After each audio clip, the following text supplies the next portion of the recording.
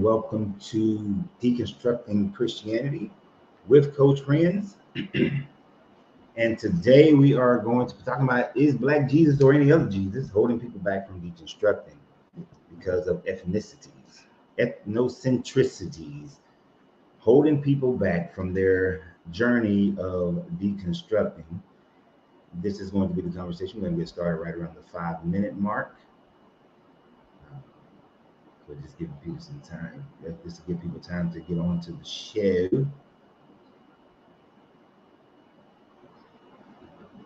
Just getting things set up here. So a couple of quick things. I appreciate everyone who subscribed to the channels, everyone who is a subscription holder on Facebook, everyone who's a member on YouTube. Thank you for your support of this channel. Everyone who supports the channel through Cash App, thank you very much. We want to also let everybody know, a reminder, and I'm doing this until the event happens, that on October 31st through November 2nd, we will be meeting here in San Antonio. Free food is involved. When you look on the description of this video, you will see the link to the hotel, the Jury Plaza in downtown San Antonio. They provide free breakfast and a free supper. And we will be convening in free locations around the city to enjoy ourselves, to communicate, to have great conversations. So I look forward to people being there. As a matter of fact, I got a call today that's verify how many people have already signed up. I know quite a few people have already told me, but I need to see them reservations.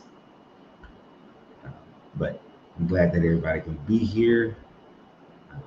Like I said, we have about 5 minutes before the show starts. In that time frame, if I see something interesting, I might respond to it.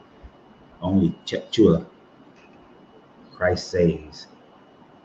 This is kind of what the conversation today is going to be about. This is going to be kind of what it's going to be about. And you already know that I have a disagreement with that.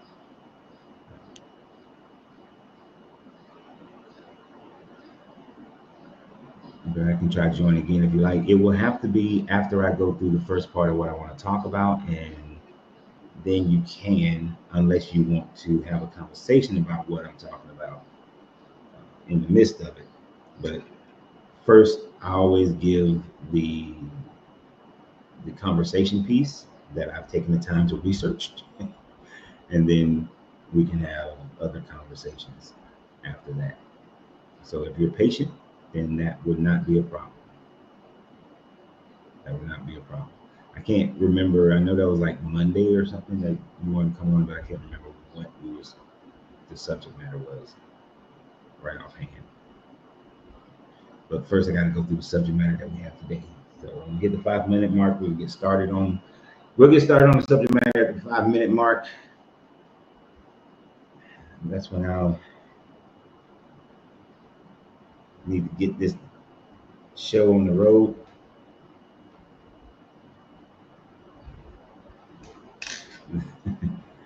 That do not look like the man Jesus. It's funny to me. If there was a Jesus, nobody would know. There is no description of him. Even if there was one, there is no description.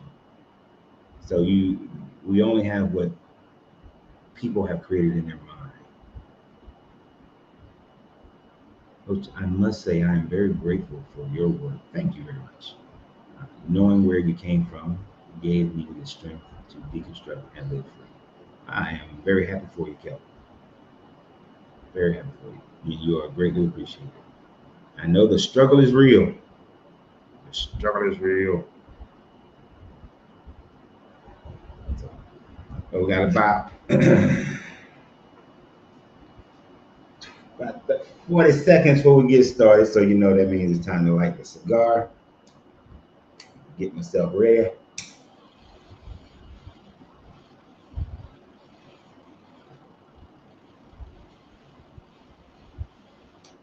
TikTok actually been doing all right.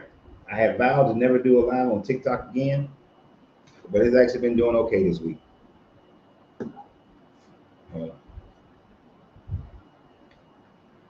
Especially when they've been the ones who've been talking to me on the tickety talk. Not afraid to come on to the live. In fact, let me get the tickety talk one going.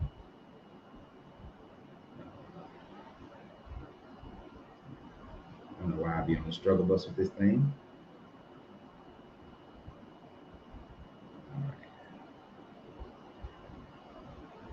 All right, so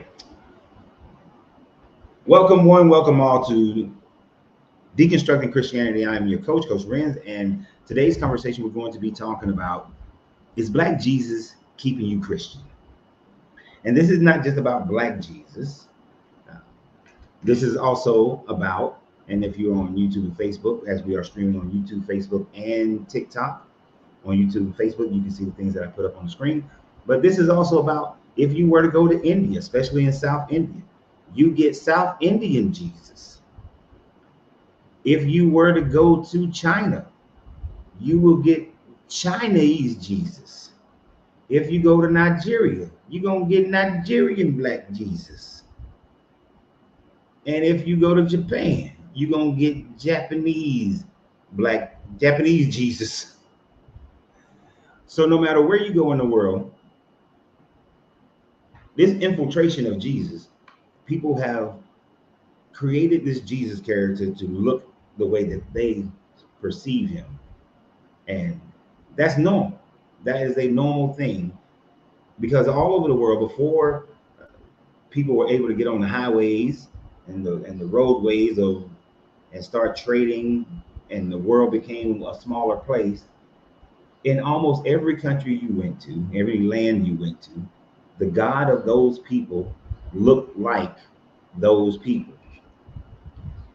But then Christianity came around, and the age of exploration, as they call it. I call it the age of colonization, but the age of colonization got kicked in. And with the age of colonization came the spread of this religion through force, through violence. Whether you were in India, or you was in Africa or the Americas, violence is what brought Christianity to the masses of the people around the world. Now, because of that violence, because of that forced Christianity, the original people in the beginning, they saw Jesus as the Caesarea Borgia image that that the Europeans had grown accustomed to, that they had created themselves. That was the Jesus for them. And because that Jesus, although could have been a brown-skinned man when the first images could have been a brown-skinned man out of the out of the Middle East, what we today call the Middle East, might have been him, might have been that guy. But of course, they weren't going to have it. He had to become like the Europeans in order for them to be able to, one, worship him, two, to justify everything that was going on in the world, as far as enslaving other people, taking other people's land, all those sorts of things. In order for that to happen, for the people to feel comfortable with something like that, you gotta have a God, a Jesus, that looks exactly like the ones who are victorious. The ones who are victorious. Now, the interesting thing is that when you go to some of these countries like India, and you may initially, you will still find some of the Caesarea Borgia looking like Jesuses. It is only in more recent times that you get Indian Jesus, and you get Nigerian Jesus, and Chinese Jesus, and Japanese Jesus. These are more recent things.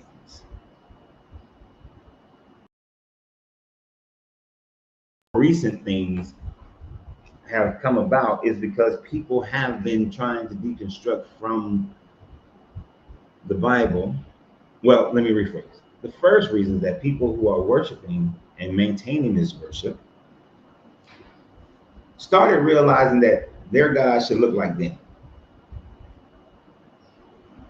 That Jesus goes over better with the people if Jesus looks how they look. So in around like the 80s, 90s, you started seeing a lot of Black churches switching up and creating Black Jesuses. You started when I was in the 90s, and I would travel to some of the African countries and travel into some of the Persian countries. You start seeing Persian Jesuses and African Jesuses. And they always look like the people of that land. Like if you go to Nigeria, you're going to get a Nigerian looking Jesus. But you go to Senegal, it's going to be a Senegalese looking Jesus. You go to Kenya, it's going to be a Kenyan looking Jesus. So you start getting all these different variations of Jesus. And I was thinking about this last night, which is why we're having this conversation, because I saw a comment by the comedian actress Monique. And for those of you you'll be able to see the video here, but I want to play this video from Monique. And I don't know how this guy gets to interview people.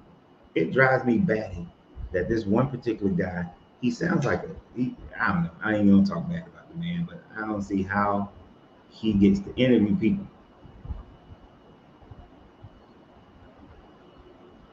So this is my first time. Well, this ain't my first time, but let me remove this so I can bring this up. Add this to the screen. Now we're gonna check this out. This is the easiest way I can get this YouTube video to play. Look at celebrity star Monique expose Christianity and the true color of Christ. Oh, so you believe that Christianity is the white man's religion? Well, who taught it to us? Who taught it to us? Well, for me, my parents did. Christianity is not about a color at all. If it's not about a color, then make them the true color. See, I've been able to travel the world, and I've seen where that Jesus is black, baby. If it's not about a color, then make it the truth. But because we've been taught it's not about the color, don't get caught up in that. Well, when you know our history, when did they start teaching us Christianity? Well, Christianity is a result of Judaism. When did Jesus change his religion? If he's a Jew, when did he become Christian?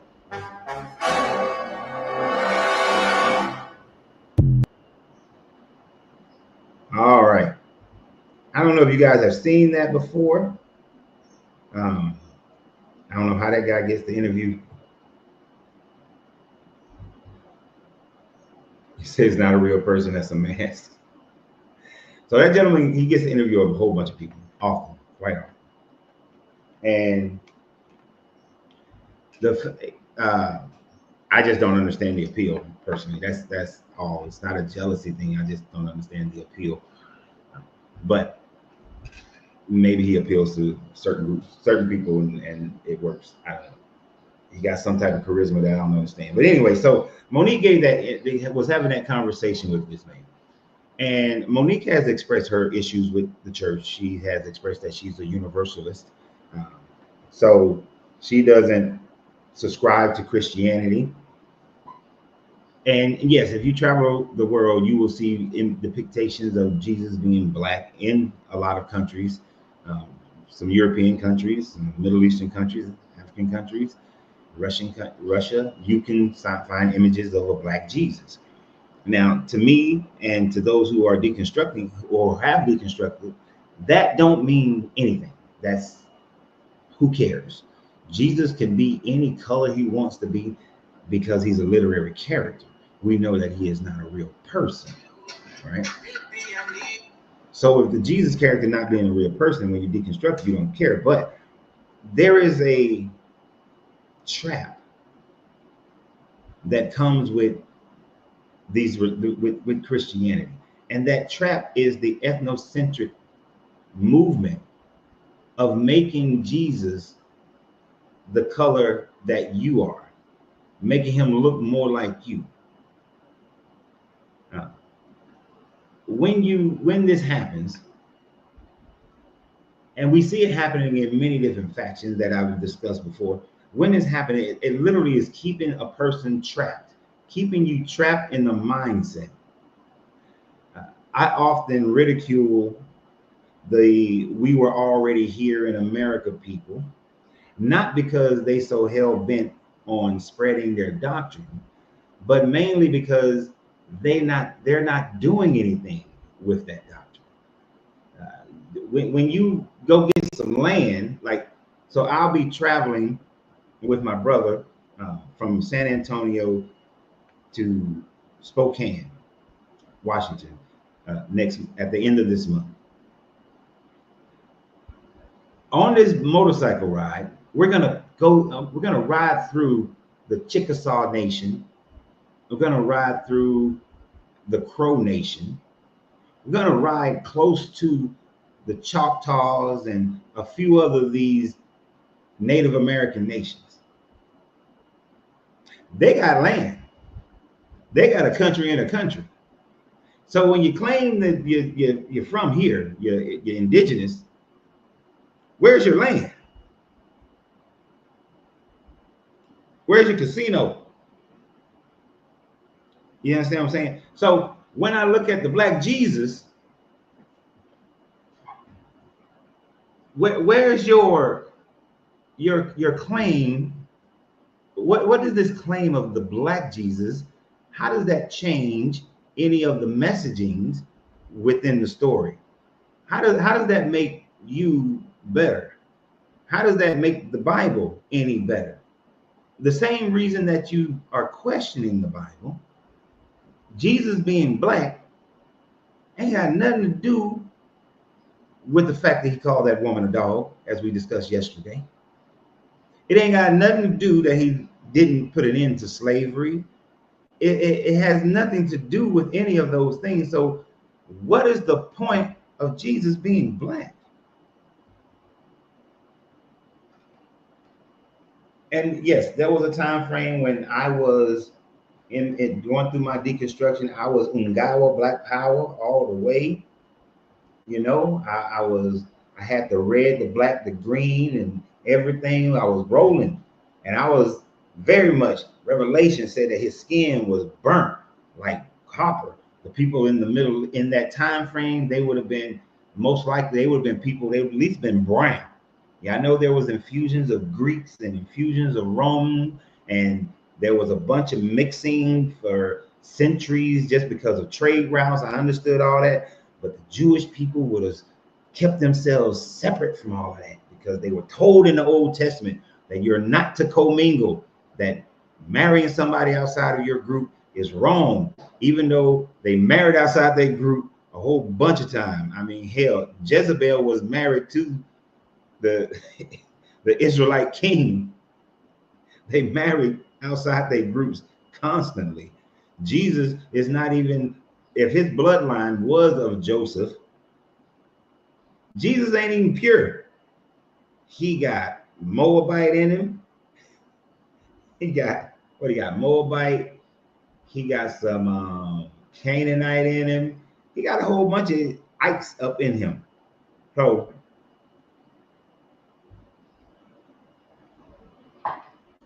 when people get caught up into the racial aspect of it, it does nothing to improve the message. My man right here on YouTube, Maestro, just said that Moses married a black woman. Here's the thing, even though we know that Moses does not exist, that the Exodus never happened, the fact that he married a black woman does nothing to improve the story of his God genociding all the firstborn males in Egypt, according to the story. Or this guy creating an economic and health catastrophe that would have killed tens of thousands, if not hundreds of thousands of people. That people would have been dying of thirst because he turned the waters into blood, dying of disease and losing all their livestock, going into famines. Like Egypt would have went into a huge famine if all that stuff happened. Yet the records show that between 1500 BCE and 1200 BCE, which is the time frame that Moses would have had to have existed in, that Egypt thrived. It was some of its most prosperous time frame. So we know the story is fake. But him being married to a black woman, and I'm not throwing stones at Maestro, but the color, and I hate that I sound like Christians on this one, the color don't matter to how false the story is. Yeah, I get it. And I knew you brought that up for that reason. So, and let me be clear, let me clear that up. Maestro said he brought that reason up. He just said that the Hebrews were told not to intermarry, but the Moses character did according to the fable. Yes, I should have said that first, that I know why you're bringing that up, because they married, so my apologies. I was just so ready. But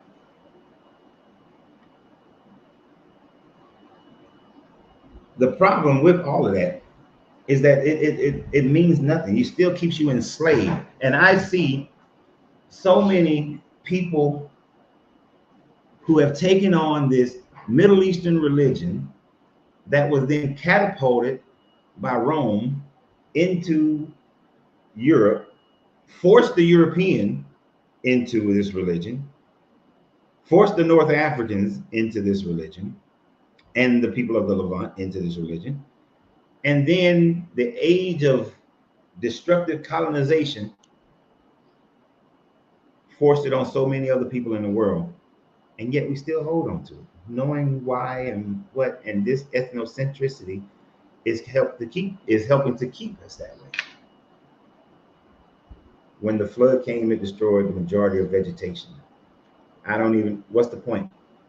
But the flood didn't happen, not in the way that the Bible talks about it. The world has never been in a complete flood.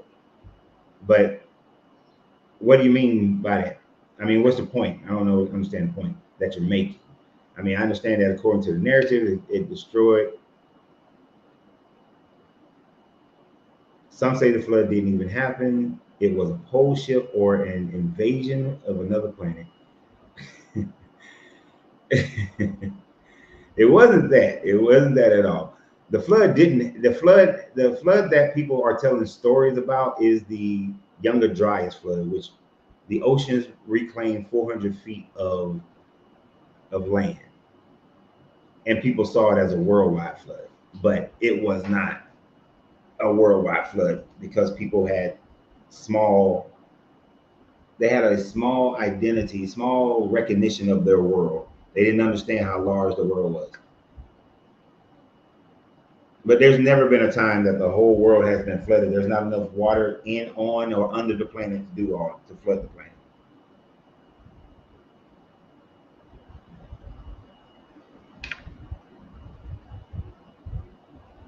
And everything on the planet would have been dead if a worldwide flood happened. There's no surviving that.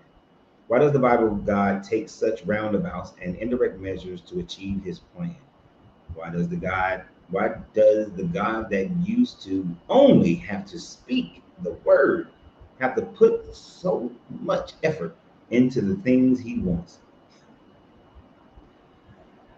I mean, basically, and Isaac, I know you're asking a question that you probably already have your answer for. So I appreciate you always.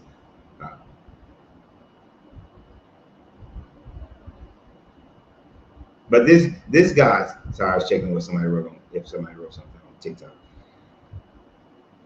This guy is going around about his way because he's being written in only as far as the imagination of the people of that day can write it. And also based on what they've heard from other people, right? Like if this guy was real, then there would not be all these denominations, because he would have created a methodology of communicating with us that was undeniable and unchangeable, and the interpretation would not be so freely kicked around. But because it's the imagination of man, that's the reason why this God goes every which way but loose.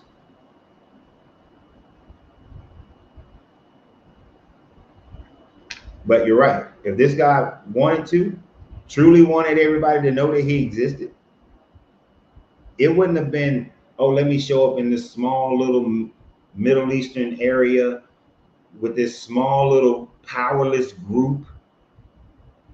I mean, if anything, at that time frame, if God wanted to show himself to be the real God, it would have been more, it would have made more sense for him to show up to Rome. But no, he got to show up to Israel. A group of people who have never been in charge of their own country except for the very first time frame, because they were going through the Bronze Age collapse and everybody was going through hell. So the only time they have ever been in control is when everybody was going through hell, when everybody was at a low. But everybody else grew into back into their greatness, and they remain in their low. And so they tell the victim story over and over again. Y'all got me off track already.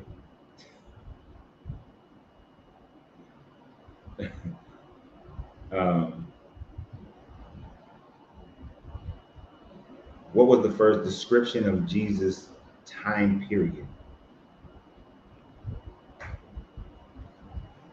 I think the first description of the Jesus character is in like the second or third, like 200 CE, 200, like 200 or 300 CE. And not a very good description at all. But he looked like a Middle Eastern Cro-Magnon looking like dude. But that's something that's written 100 to 200 years later.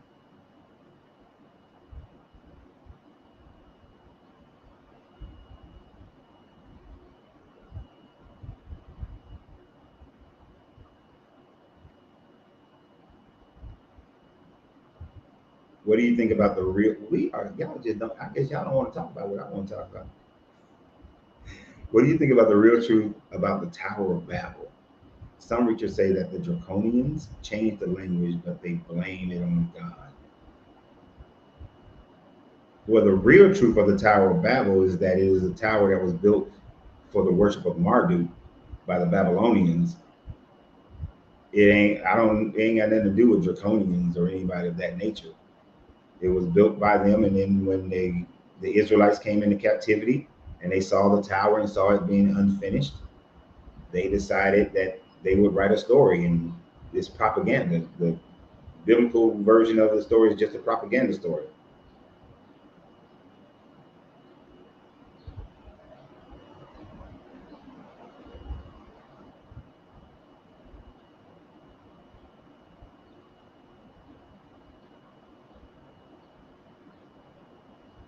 So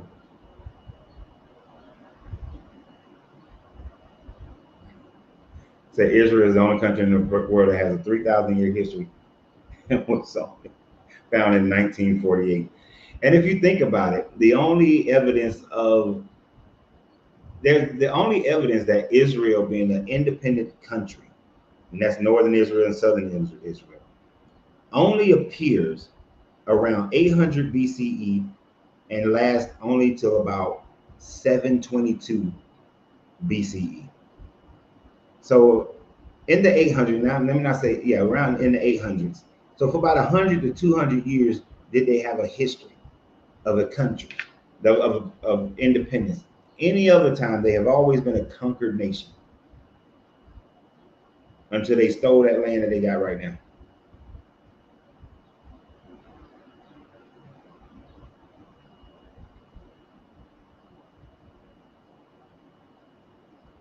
But we're going to talk about this subject matter.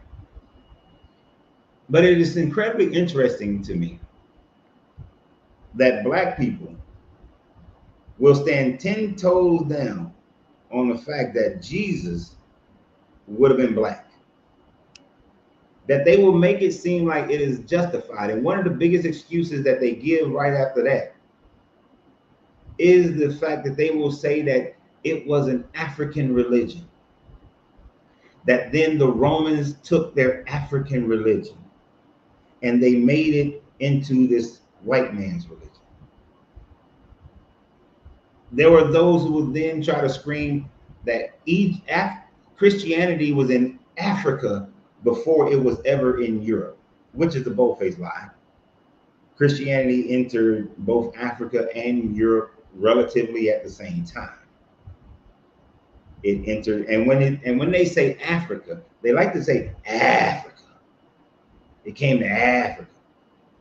It came to Egypt in the 1st and 2nd century. It came to Egypt.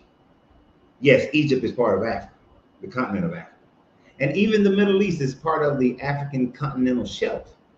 And technically, you can claim that the Middle East is part of Africa. But no, the people who lived in the Middle East at that time frame did not consider themselves part of Africa, did not consider their land part of Africa, because they had no idea what the hell Africa was. To them, there was Mesopotamia, there was Sumeria, there were city-states like Babylon, there was Egypt, there was Cush, there was the Sabians. There was different people, the lands of. They didn't conceptualize the whole of Africa, so it doesn't make sense for them to have thought that they were part of it. But in our world today and how we view things, Christianity is not a sub-Saharan African religion by which that most Black people who are in the Americas and in the diaspora, whose family have generations in the diaspora, not those who have leaving Zimbabwe to go to school in China, but those who have had generations upon generations in the diaspora. Most of you come from West Africa. There was no Jesus in West Africa. There was no Judaism in West Africa. They try to say and make these statements as if there was some type of tribes that some of the 12 tribes migrated to West Africa, and that's just a bold-faced lie. And they all can't even get their own story straight. Some of them say it didn't happen until the 1400s when they got kicked out of Spain and they were Moors. And then others are saying that no, it happened when Titus tore down the temple in 70 CE and they migrated. But these are all a bunch of inconsistencies and things that people are just making up. There's no data that demonstrates that those things actually happen, that those migrations happen, that those people moved in those numbers. And so they try to use this anchor of saying that Jesus was Black and that it came out of Africa, and let us not forget that the Ethiopian, who has never been colonized physically, they were colonized mentally, but the Ethiopians, that they got the oldest Bible. Their Bible is a 15th century copy.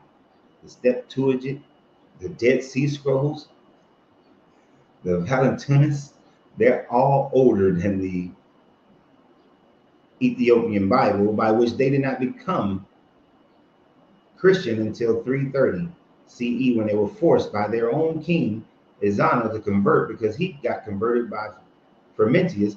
And the only reason he allowed that conversion is because he wanted greater trade relations with Rome.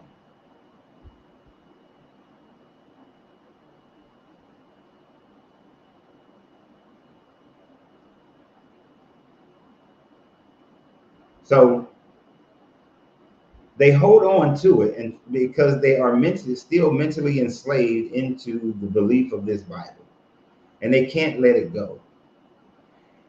And there are still some people who are in the process of deconstructing.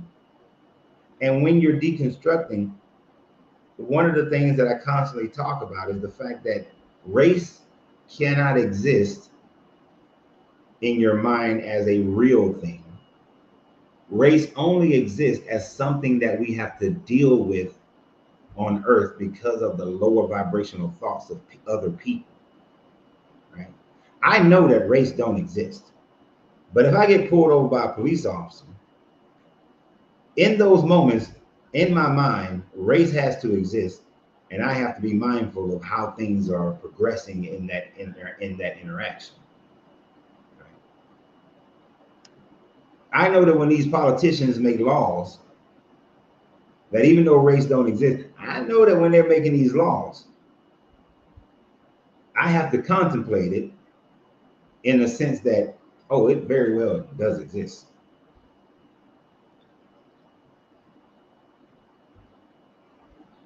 So it exists like nobody's business, only because I have to deal with these damn humans.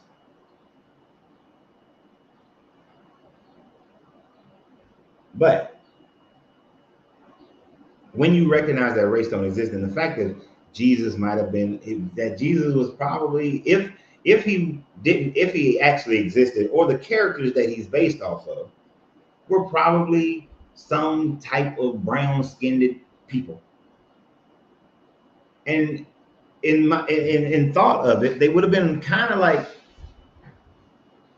if you go to any city that we call a chocolate city, like Atlanta, Detroit, Washington, D.C., and you see people who identify as black. Well, you got the light skins, you got the caramel skins, you got the brown skins, and you got the dark brown skins. And I use the term black, and I don't give a damn about the people who get all they panties in a bunch because I use that term. And you got the black people, the blue black. They all claim the same group. This is how it was at that time frame in the first century. You had people who had Greek blood, had Roman blood, had Phoenician blood, had some North African blood, had there would have been some Ethiopian blood in there, or some Axiom blood. There would have been some Saudi Arabian blood, some Yemen blood. There's a whole bunch of mixing going on.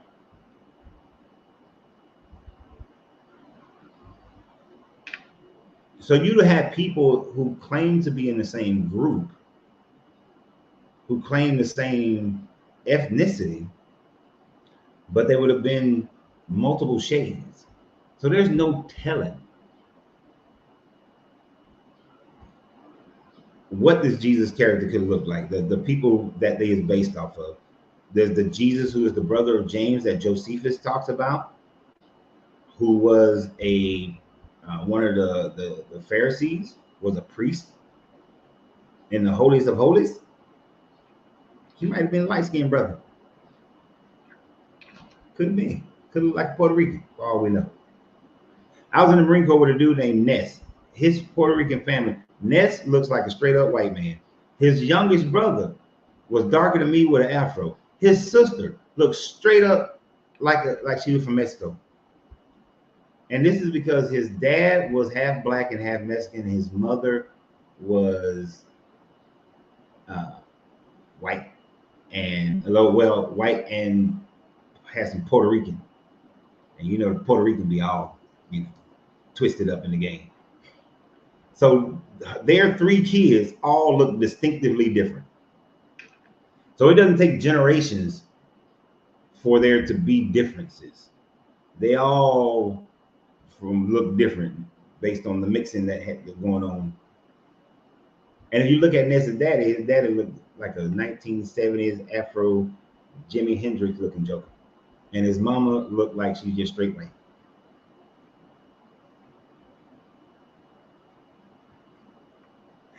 So what is caramel colored or chocolate colored? Now I'm hungry for ice cream. So he was caramel colored or chocolate colored, yeah.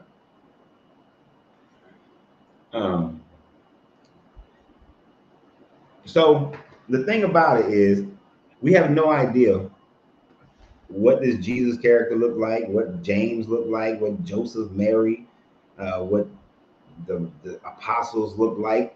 One, because they're all literary characters, but even if they weren't literary characters, we still wouldn't have any idea of what they looked like. There's no portraits that survive. There's no pictures. There's no, and if somebody describes the Jesus character 200 years later, we have no idea how accurate that description might be. It's 200 years later. It's a whole bunch of word of mouth.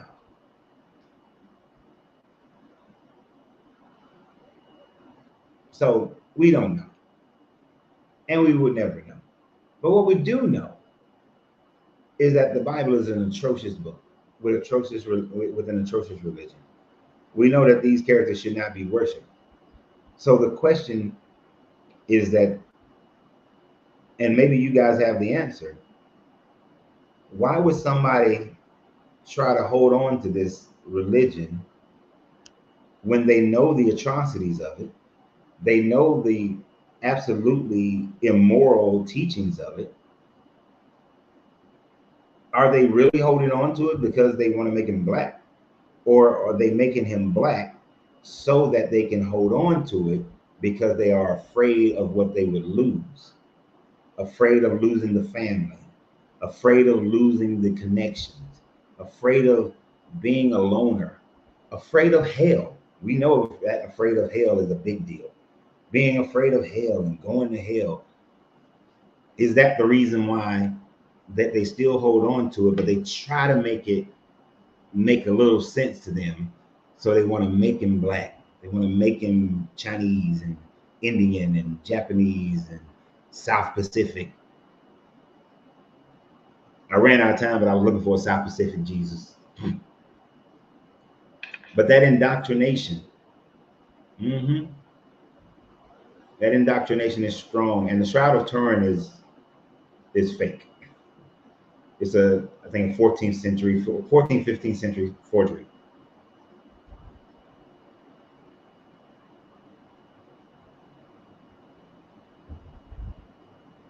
William, do me a favor. If you're making a statement, just put it all in one. This half sentence.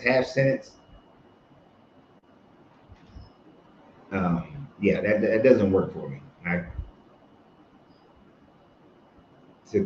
can comprehend it, but it's irritating. So if you could just put all your thought in the one sentence, that'd be great. On the one post comment, I appreciate it.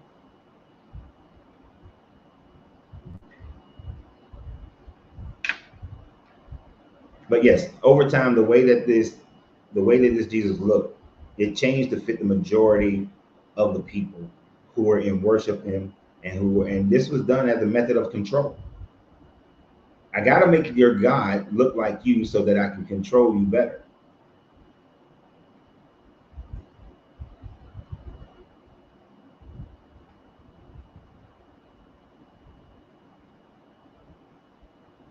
And yes, it's all still a myth. So do not take anything that I'm saying that validates that this actual Jesus existed.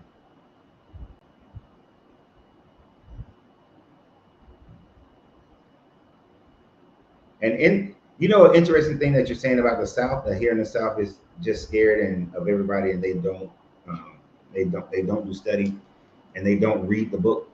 One of the things that I found interesting that when I was growing up in the mid to late 70s, of knowing that I'm growing up, I always found it interesting that churches didn't want to change their stained glass Jesus or pictures that they had of Jesus in there, because they were still indoctrinated from the Jim Crow time frame of being afraid of saying that Jesus was black, and they know that will string them up.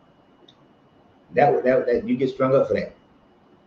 And so they were, the old guard in the 80s, 70s, 80s, were hell bent on that's not changing. Jesus is white as far as they were concerned.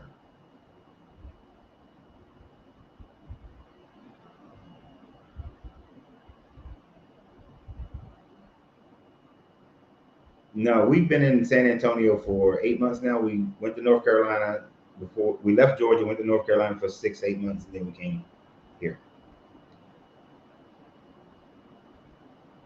Which, by the way, October 31st through November 2nd, we are having our gathering, our meet and greet here in San Antonio, Texas. Make sure you click the link in the description of the video on Facebook and YouTube, and you can reserve your room where you're going to get some free food, free breakfast, and free supper. at the Druid Hotel.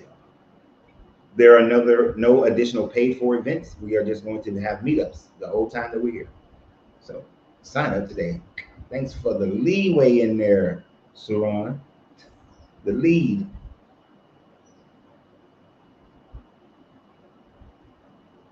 Now, I do always find this interesting. You got the people saying, oh, it doesn't matter what the color of Jesus is. Saran is saying that people here in South Carolina, black folks, say they don't care what color Jesus is. And they say this because for them, it is all about the fear of hell. I am so afraid of hell that I don't care if Jesus was black. I don't care if he was white. I don't care if he was Asian. I care less about what he is. The only thing I care about is the salvation story that I was taught as a child. And I want to make sure I get that salvation story. And in order for me to get that salvation story, I'm going to have to accept this Jesus no matter what color he is. So they are the ones who will quickly come out and say, color in Christianity doesn't matter. Color in the belief of Jesus doesn't matter. And like the video that I played with Monique, if the color don't matter, then why not make it the right color based on the history, the archaeology, and the book itself?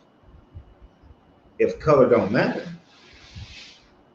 if color didn't matter, then they would not have made Caesarea Borgia pose for the picture.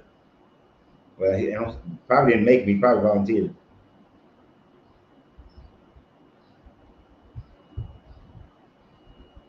And here's what's funny. If Jesus came back and he was black, there are so many white Christians who wouldn't accept him, who would be like, hell no, just simply because he's black. Think about that for a second. Jesus come back, he's a black man. Oh, I wish I had that video. There's a video that my wife sent me yesterday. But if he came back and he was a black man, white people ain't going to, there's a bunch of white people, they're not going to accept him. They're going to be like, it's a hologram, it's a space alien. They're going to try to blow him up, point the missiles.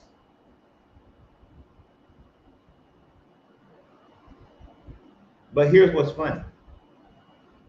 If Jesus came back and he was a white man, looking like Caesarea Borgia, most black people are going to accept him. There will be a few that will say, nah, that's not right, who claim to be Christian. This is just people who claim to be of the religion that I'm speaking of.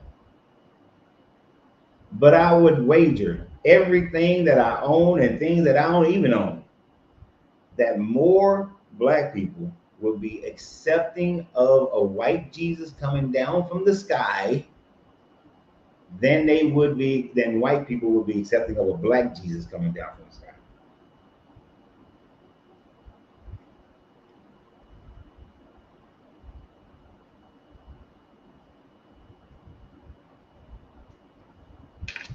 And this is why I had to correct it and say people who believe in Jesus.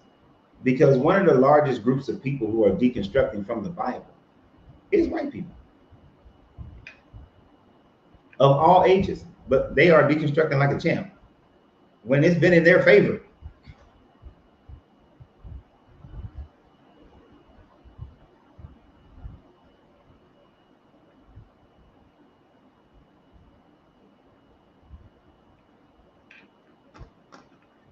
The Jesus concept, so he's saying the Jesus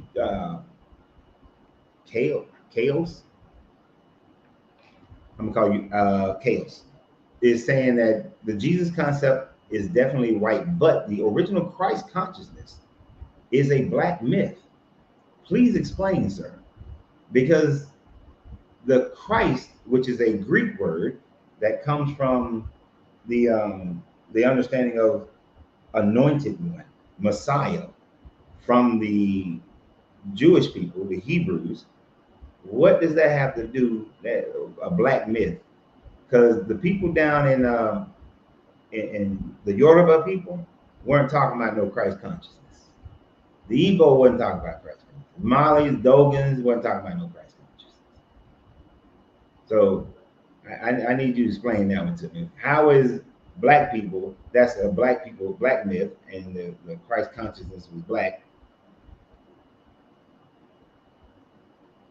And yeah, McLemore. White people would call black Jesus the Antichrist.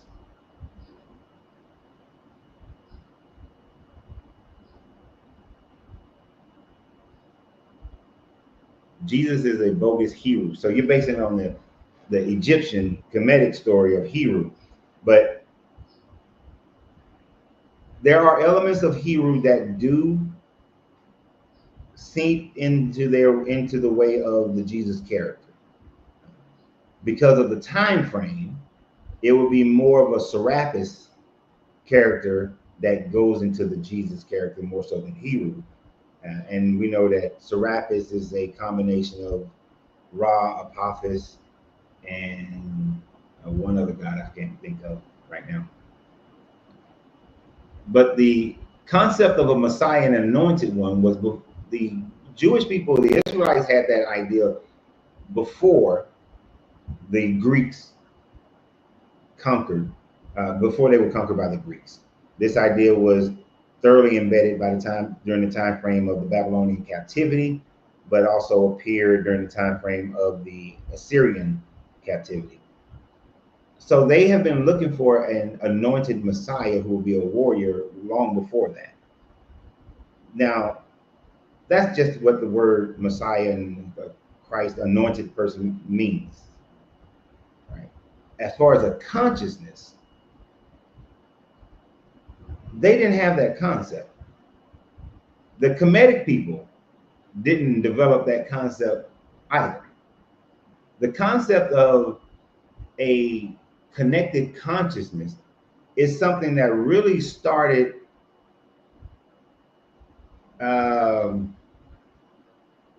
around the 500s with Buddhism, Taoism, and then you can find it in the philosophical teachings of some of the philosophers, but as far as being attributed to, but they weren't attributing it to religions. So this, I can't rock with you on that one.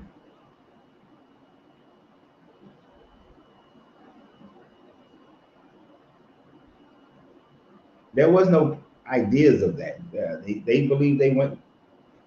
That bird flew out. They believe they went to the underworld, and then they just lived their life. Like the Kemetic teachings is that they went to the underworld. Their heart was measured against the feather of my eye. If they made it across, they went and lived in the field of reeds, and life was not that much different.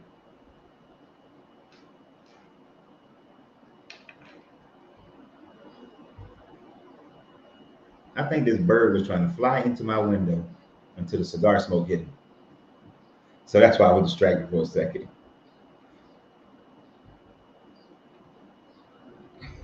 She said Jesus was buff. He had some skills. He had some build on him. He's looking at the picture of. I never saw this show, Black Jesus. I have no idea what it was about. I never watched it.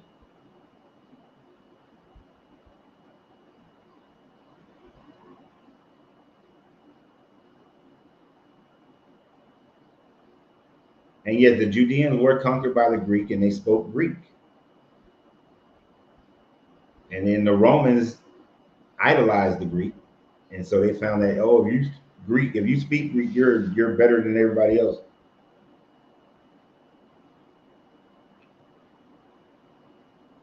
So anyway, I just find it interesting rather, of how people will go as far as to correct the white Jesus in the Bible, but yet they fail to correct the ideas of the fact of all the contradictions in the Bible, the immorality in the Bible. They won't do anything about that. And I understand their fear of hell and their conditioning and indoctrination, but it's just sad. And they will, they will take what Matthew 10:34-37. I do not think that I have come to bring peace on the earth. I have not come to bring peace, but the sword. For I have come to set man against his father, and a daughter against her mother, and a daughter-in-law against her mother-in-law, and the person's enemies within will be and a person's enemies will be those within his own household. Whosoever loves the father and mother more than me is not worthy of me, and whosoever loves the son and daughter more than me is not worthy of me. And the Christian will take that verse, those verses, and they will say that, and they, and that's even though I normally don't like ESV version, because there are a lot of issues with ESVs. The updated RSV is probably the best version out there. I'm not telling that's what you have to use, but that's just my personal thoughts, because of the way that the ESV kind of changed. It doesn't get rid of all that scribal errors. But anyway, they will tell you that, oh, that's exactly what it's saying, that you got to love Jesus more than you love your own family members, and that's going to cause a problem. And he came to create that problem. He will create that problem. They will only focus on the fact that you just got to love Jesus more than anything else, more than anybody else. Not the fact that Jesus doesn't mind breaking up families. He doesn't mind if a family is broken up because of the religion that he has created.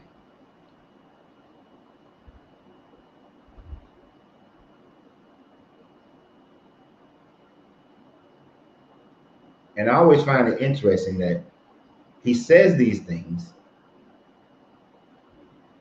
how he has come to bring fire upon the earth. And they will take that as mean fire, like, oh, they're preaching something that just gets you good and moving and all that. No, the teachings of Jesus, the coming of this Jesus, let's just for shits and giggles say Jesus was a real character who came to be here, right?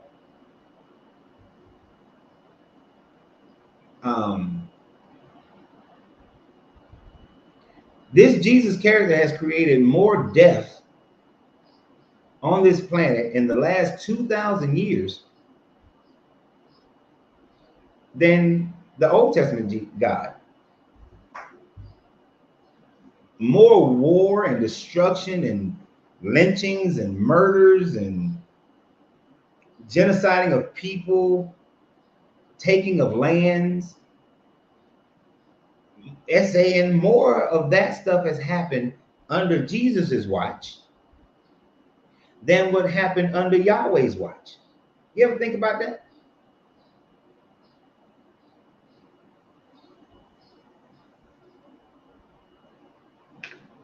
I mean, have you ever thought about that?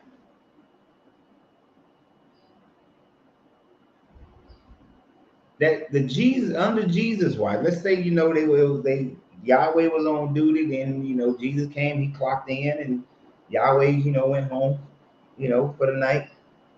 Jesus comes in, he clocked in. More death and destruction has happened under the watch of Jesus than Yahweh. And Yahweh had about 4,600 years being on watch, and Jesus ain't even halfway through his tour. He ain't even halfway through his shift, and he's caused more death and destruction in his name than any. That's a solo video that I'm gonna have to make after this.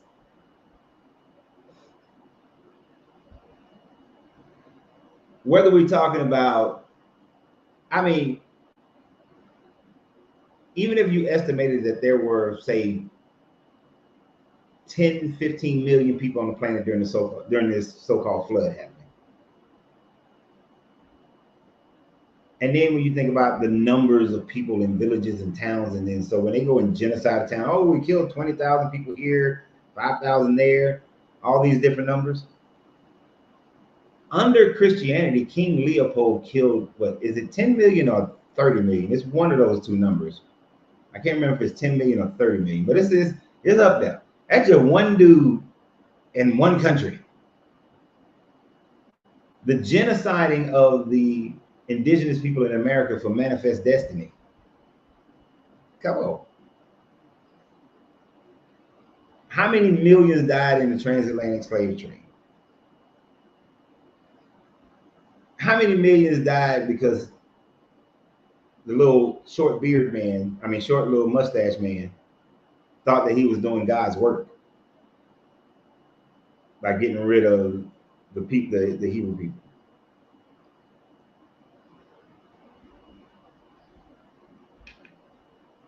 $30 million? Thank you, Dwayne. I thought it was 30 million. And y'all make up y'all mind. Shabazz. Is it 30 million or is it 20 million? But either way, I'll take either way. Let's do like Solomon and split the baby. 25 million. More death and destruction has rained down through Jesus' shift than Yahweh's shift, than any God's shift.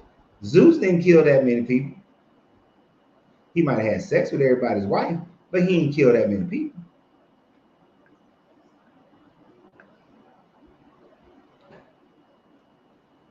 I think I just realized how Jesus is on a whole nother level of terrible.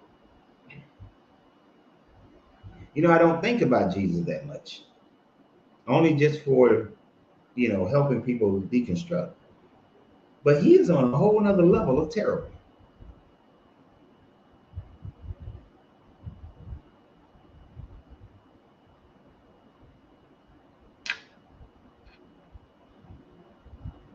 Why James and Jesus are two relative brothers? I don't know who I don't know who that person is mentioning. Are two relative brothers. They are brothers according to the story. According to the story, they're brothers. James and Jesus. So I don't understand what the question is.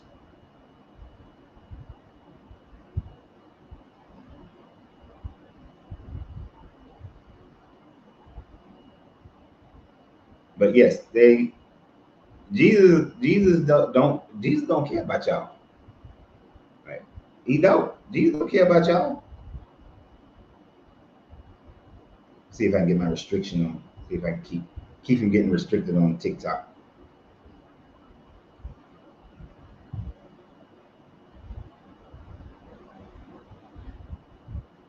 But what a Christian would say immediately is that, and I'm surprised none of y'all said it, is the fact that, oh, that's not Jesus, that's man. That was man that did that. They weren't true Christians. The little mustache guy is not a true Christian. The King Leopold, yep, got the restriction real quick. Boy, they saw that real fast. King Leopold was not a true Christian. So, and because their morality today is different than the morality back then. If you were a European living in Belgium at the time frame of Leopold and you were Christian, you would have done exactly what Leopold told you to do. And you would have thought you was doing the right thing the whole time.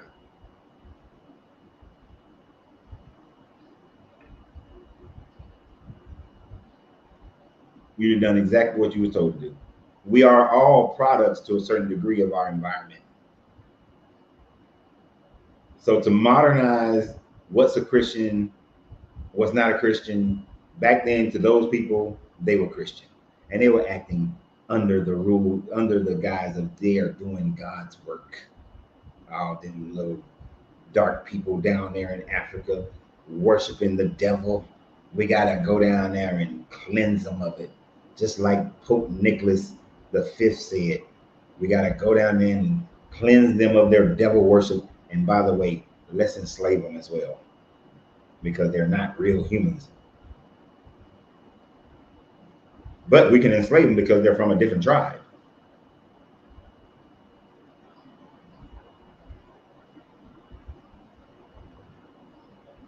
Black Jesus is an oxymoron because Christianity is a Greco-Roman philosophy that expresses black people. Yes and no. It's a Greco-Roman religion that was written by a Hellenistic Jew in order to suppress Judaism. It wasn't written to suppress black people. It was written to suppress Judaism. You can't think about it.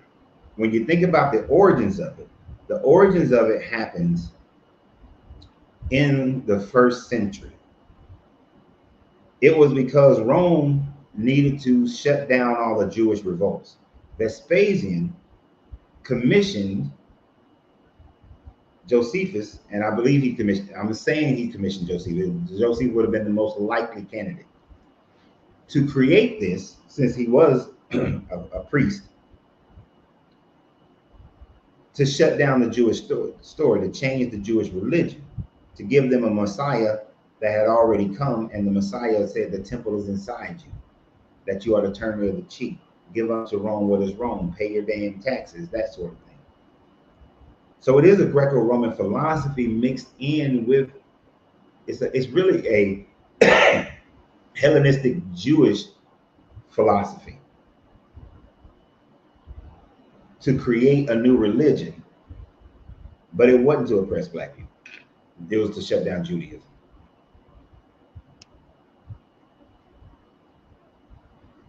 It has been used to oppress everybody.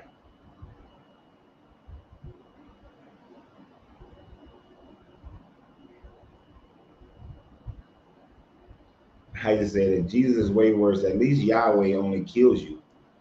Jesus kills you, resurrects you, then tortures and burns you forever. Because the Old Testament, Yahweh did not have that. There was no, you go to heaven and hell. There was no hell in the Old Testament. That is all New Testament teachings.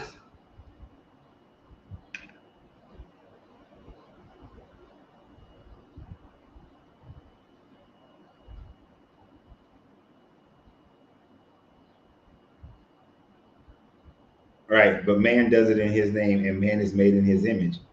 Man is only doing what this God has done and what he has told them to do. Exactly.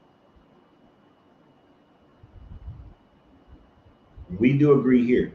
The communion supper is cannibalism, and the Christians still can't see that when you explain it to them, and they're not going to. It's just like when you're talking to someone who is devoutly devoted into this religion, they are only going to see it in the same way that their religion is. They're going to justify it at all times. They will figure out a way to make it be all right. We don't eat the body or drink the blood. We eat the bread, we drink the wine. When it gets inside of our body, it transmutes its energy into the actual blood and wine. They use a different word, but it transmutes into blood and body and flesh. And so it's because it happens inside of us, then it's not cannibalism. You still are teaching that you got human flesh inside your body. And there is no time frame where human flesh inside your body is not cannibalism.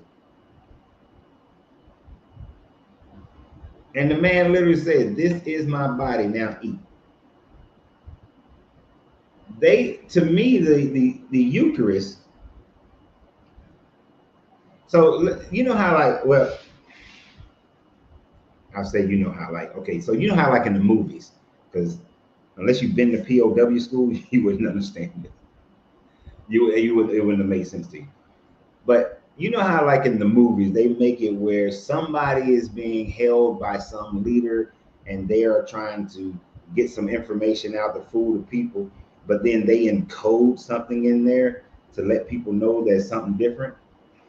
To me, the Eucharist is like Josephus saying, yeah, I got to write this shit, and supposed to get rid of the Jewish faith. And even though I'm a traitorous Hellenistic Jew, I'm still going to write some things in here that I know that the Jewish people are not going to accept. And that drinking my blood and eating my flesh is one of those main reasons that Judaism still persisted and was not going to transfer over into this Christianity, that they were not going to accept Jesus as a Messiah. Oh, he can have all the conversations with Nicodemus that he wants that make him sound good. He could fulfill some of the things of the Old Testament that Josephus would have known about and therefore write Jesus in that way. But I'll be damned if he didn't put some stuff in there like the Eucharist to make sure that a healthy portion of the Jewish people will be like, oh, hell no. Just that reason right there. That's good enough reason for me that I'm not worshiping that religion. It's just like when I meet people or hear people on videos who will say that the God of the Bible being okay with slavery was enough for me. I don't need to hear nothing else. That's enough. A Jewish person back in 1st century and 2nd century being told that this is my body, now eat, this is my blood, now drink. Shit. You are going to lose the majority of Jewish people with that one by itself. They don't need nothing else. They don't need nothing else. That's like having a cigar with some ginger ale. It's just a nasty mix. It's a nasty mix. They're just not doing it. Just not going to do it.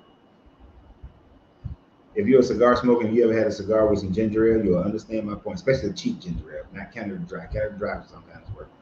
But some of them other ones, Seagrams, that shit. That's what that would have been like to them. Whatever nasty thing that you can think about, that would have been like you gave them a cookie with some poison in it. The chocolate chips look like chocolate chips, but they really just, they cow shit. So that whole Eucharist thing, I honestly, my thought, and we would never know because you would literally have to be able to meet Josephus or find something that you can verify that Josephus wrote and he said, yeah, I put that in there so that the Jews would not go away completely. Although I'm a traitor, I'm not that much of a traitor. But yeah, when I was in Israel, I just thought about it. When I was in Israel, one of the people that I worked with, talked to, they were telling me that one of their biggest issues with the Jesus character was the Eucharist.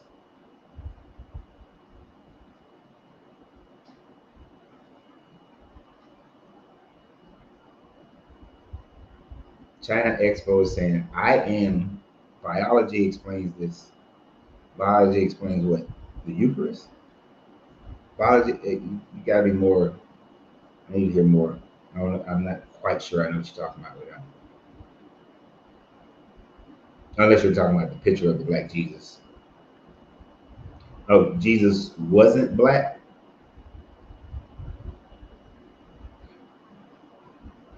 For how we look at modern day skin tones, there is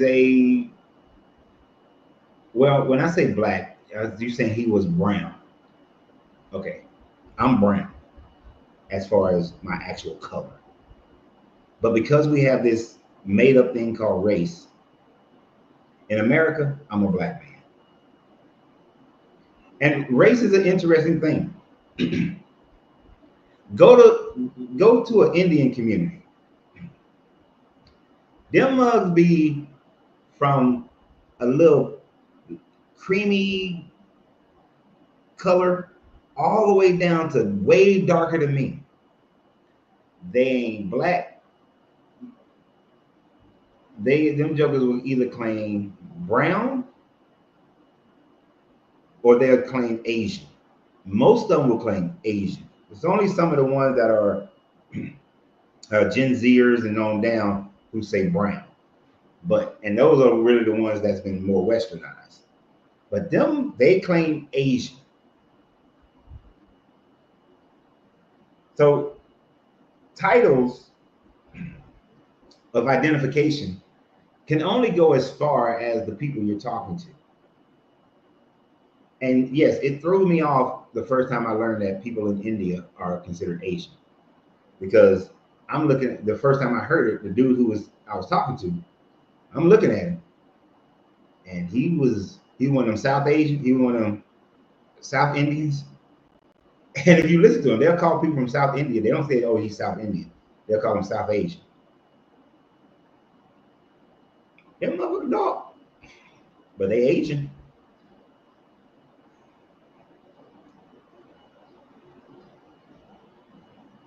So that's why race just don't exist. It's a man-made thing. Any ginger ale is gross.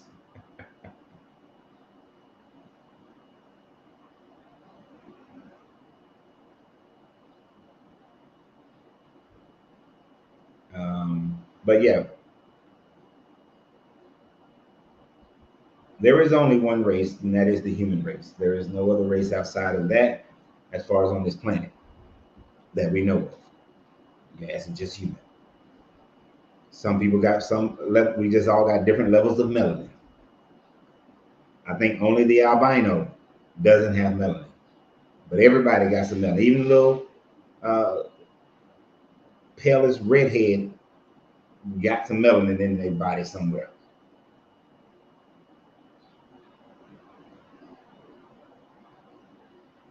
And I know you late to the party, China expat. Are you living in China? I'm about to be jealous if you're living in China. Oh, I don't like you. So I just want to make it official to everybody that China expat on TikTok, I don't like them because they living in China. They're an American that's living in China, and that's not fair because I still live in America right now. Because I sure want to move to like Thailand. Anyway, okay, I'll get off subject. But right, Shabazz, that's the reason why there is no definition of race, because it is all just a bunch of bullshit. And this joker living on a tropical island. I didn't know China had some tropical islands. See, you learn something new every day. I'm gonna go look it up though. But even if they always say that some aliens came, like Independence Day. Hanan Island. Okay, I'm gonna check that out. If the aliens came down like Independence Day, it would unite the world. No, the hell it wouldn't. We might fight together in order to win our freedom so we can hate each other back again, so that we can fight one another again. As soon as we done beating up on the aliens, we're gonna be right back to fighting each other again. Humans can't help but to fight one another.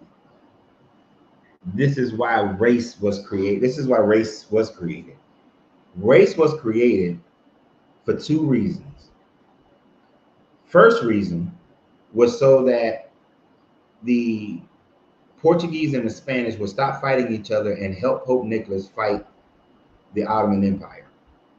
The second reason, so that when mass enslavement started in Africa, the common white person needed to support that. So they thought, let's make all Europeans white.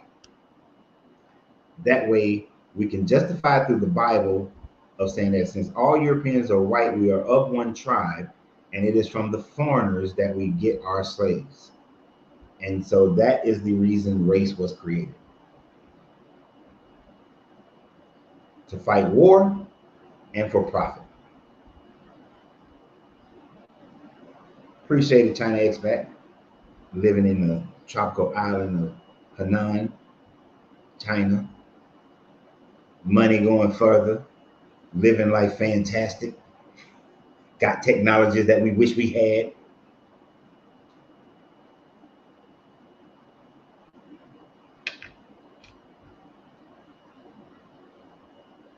Do you think reptilians exist, or is that all cap? I think it's all cap because we have no proof of a reptilian. Once they called a part of our brain a reptilian brain, I forgot that there was a guy in the 1900s came up with this whole reptilian idea. But no, I don't think reptilians exist. If they did exist, they would be a pre-Earth civilization that was before the last ice age.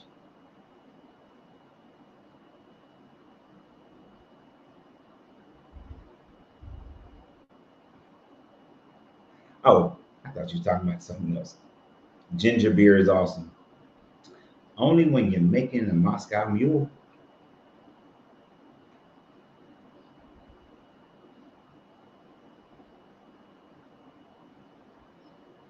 And I'm glad you're taking yourself spitting raw facts. Thanks for the correction and educating me. Don't ever think that I am trying to chastise when I correct. Because sometimes I know it may sound like I am, but I'm not. Indeed, I'm not doing that.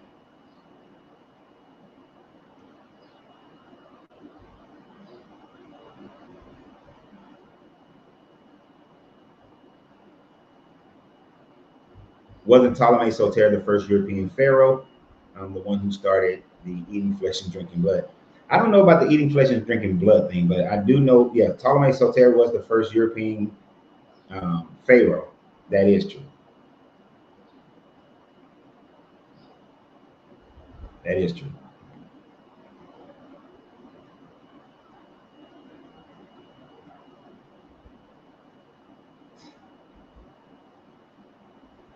I'm not going to get into this, but yes, I saw that the diddler is loose. He got convicted on 2 counts, though, didn't he? Of prostitution, trafficking, or some shit like that, and something else. It briefly came up. I did not pay attention to that kind of stuff. I'm more upset about some of the other things that happens. But yes, we are violent by nature, and we fight to survive. We fight to survive. And that's something that is becoming ingrained, and like I said, became ingrained into us for so long that is now that it's less needed, is dangerous. Every creature on the planet has a fight or flight. Generally, every creature on the planet has there are very few apex predators on the planet. Humans are only considered apex predators because of our ingenuity. That is what makes us an apex predator. There is nothing that actively hunts us anymore. Probably back in the day. But we are prone to fight, prone to find a reason to fight, always wanting someone else's resources. Not the most negotiable people, which is a sad state of being. And we will use anything in order to maintain control over people and resources. And religion has been the strongest mechanism. And this is what Theodosius II does. He was the emperor of Rome in 380. This is what he realized when he was converted, as he became Christian, is that he could control Rome without a standing army. That what he needed, the only thing he needed, was to control their mind. And the greatest mind control was religion. So Theodosius II in 381, 382 decreed that all of Rome will now be Christian, gave immense power to the papacy, and this is what allowed for the papacy to still have power of control, even though they do not have a standing army. They have the Swiss Guard, which is just a couple hundred people, but they have controlled billions of people, and to this day still control billions of people.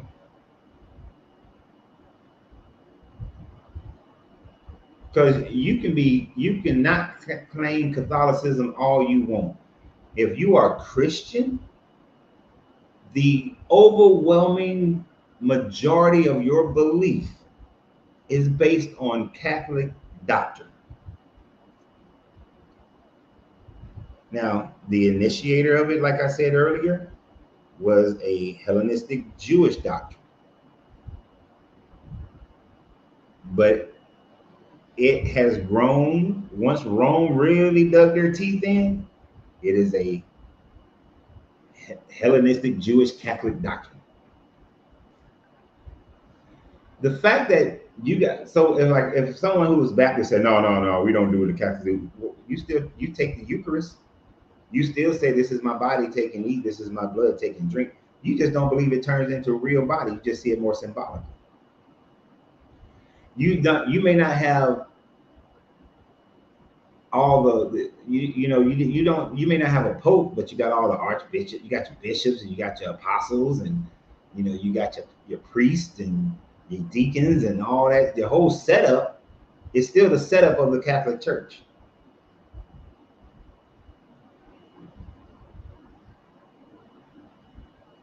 You still follow, and some of them have changed, but you still follow the women cannot be preachers, especially if you're Baptist. Women can't preach, they should be silent in the churches.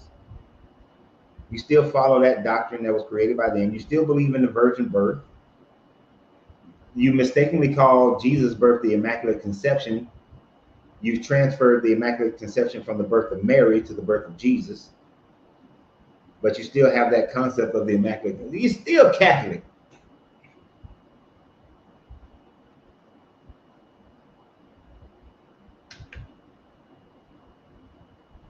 Oh, Neil deGrasse Tyson said that the planet Earth is a very inhospitable place for humanity. It is.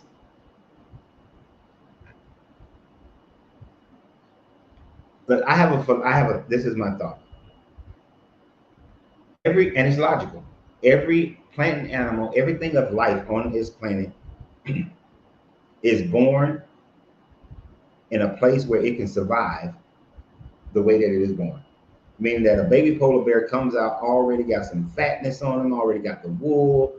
It can live in the polar environment. Humans are not born to live where it's cold. We are only supposed to be in the tropics. But yet in the tropics, there are so many damn things that are there to kill you. Polar bear got like what? What's there to kill a polar bear other than humans? Yeah, we're not built for this planet.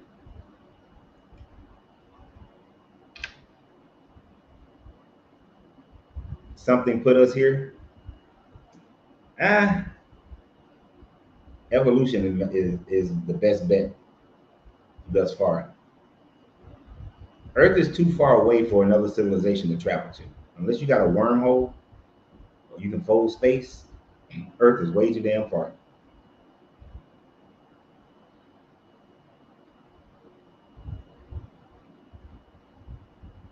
Can the black man in Western society name one thing about his own black history? Of course, but the question would be, how far back are you talking about? But of course, there's tons of black history, whether it was done in this Western society or it was done in Africa. There's a lot.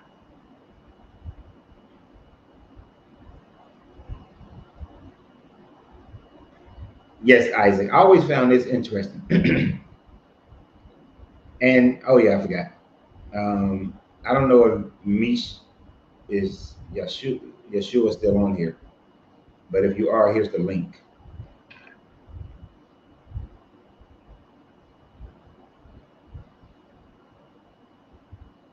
But this was intriguing to me, and I kind of got fussed out. I got fussed at a couple of times about this one.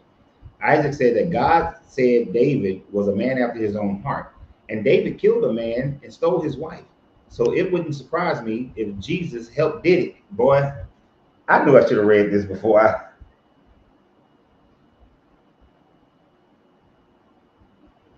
I knew I should have read it before I threw it up there. I know I'm reading multiple things, but I should have read that before.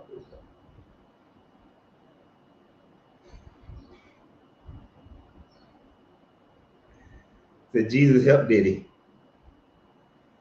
It is, but that story has always bothered me. He calling him a man after his own heart, but yet this man, not only did he kill the man, stole his wife, but then the God punished the baby instead of punishing David.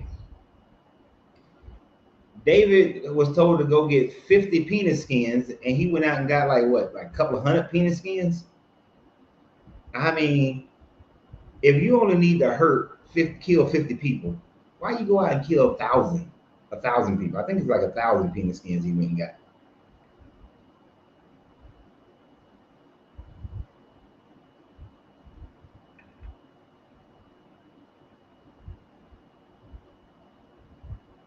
But they don't teach it as much as they teach a white man's history. Of course not.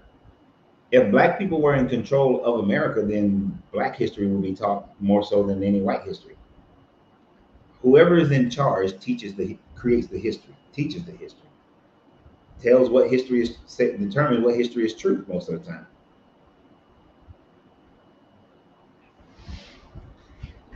That's like if you go to some of the countries that you go to Botswana. Botswana's been in control of their own country for like 50 plus years. Their history books have changed to be more about their own history and not their colonized history. So you go to Mexico, it's Mexican history.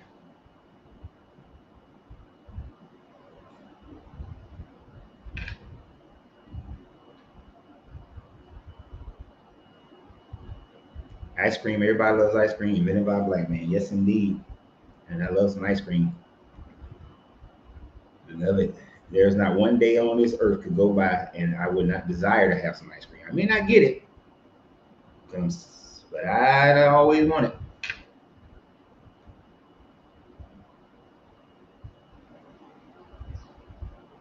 I know. Could you imagine you having to carry some ping skins, and I mean, what was it for? Are you making some dick skin coat or something? You still on Facebook? Yeah, I'm on Facebook still. It's at Coach Renz 33, RENZ 33. Chris. Matter of fact, I'm streaming right now on Facebook, YouTube, and the TikTok. The TikTok.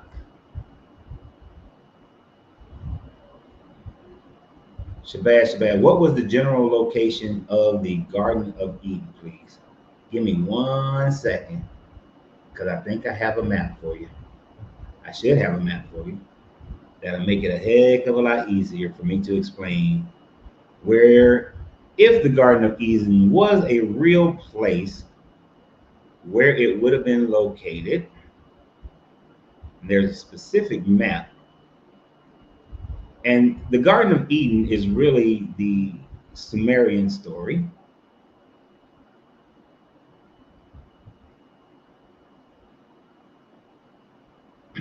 So, if you look at this map, and I know y'all on TikTok. Oh, join the fan club. Appreciate that, Chris. I don't know what, yeah. So when you look at this map, the Garden of Eden story comes from the same story it comes from the stories that were created concerning the flood myths at the same time, right? So during the time frame of the last ice age, this dark green area, the dark green area with the little rivers in it, that was a fertile green area where the Euphrates and the Tigris River came together, they come together now in modern day Kuwait. And they flow through what is now the Persian Gulf. Satellite imagery has shown ancient rivers under the Persian Gulf. And this area that bend the Hazman Straits, what Iran is talking about closing off, that short narrow strait, which is only about 30 kilometers, is a very mountainous area. It's not flat, it's mountainous. But that stream came through there. the people that we call Sumerians originally were living in this Fertile Crescent area. When the Younger Dryas flood happened, which was around somewhere between 12 and 9,000 BCE, but most likely around 12,000 BCE, this area started flooding at about 6 feet every 10 days as the ocean reclaimed the 400 feet of land that was taken away from the last ice age. And when I say it was fertile, it would have been super fertile with the amount of water flow through there. So as they had to make their great retreat, this is also where the Garden of Eden story comes from, because the Euphrates and the Tigris River, and they believe, you know, they got the Pison and the Gizon or Gibon or something like that, all merged together. The only place they could have merged together would have been underneath the Persian Gulf. So the Garden of Eden would have been somewhere underneath the Persian Gulf that then got flooded by the Younger Dryas flood, which is a Sumerian story, because this land would have also have been Chaldea. And in the Sumerian story, Adapa and Titi were placed in the garden in Chaldea. I hope that answers your question.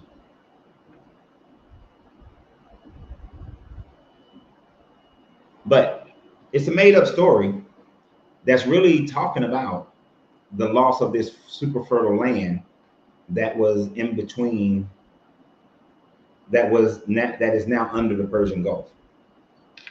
And recognize at that time frame, 15,000 years ago, during this ice age, when the Sumerians would have been living there, or the people who would become known as Sumerians were living there, the Sahara Desert wasn't a desert, it was green. The Sahara Desert goes through a process where it becomes fertile and then not fertile. Uganda. No, this was nowhere near Uganda. Nowhere near Uganda. This is the where it says 15,000 years ago, that's the Saudi Arabian Peninsula. And even back then, the Saudi Arabian Peninsula wasn't a desert. It was green. It was fertile.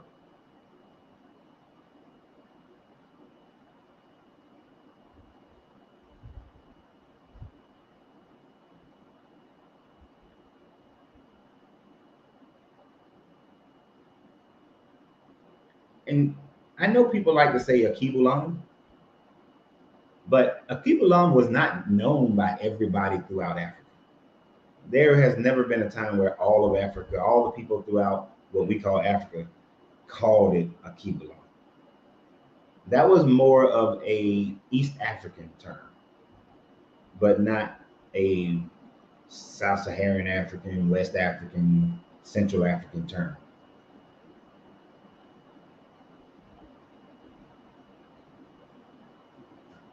See, now I just think you're being funny. Yasuki.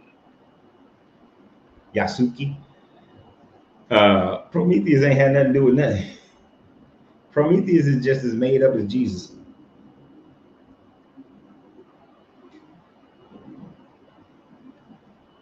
If I was to relate Prometheus, the Greek story of Prometheus, so I'm gonna do some Hellenization here.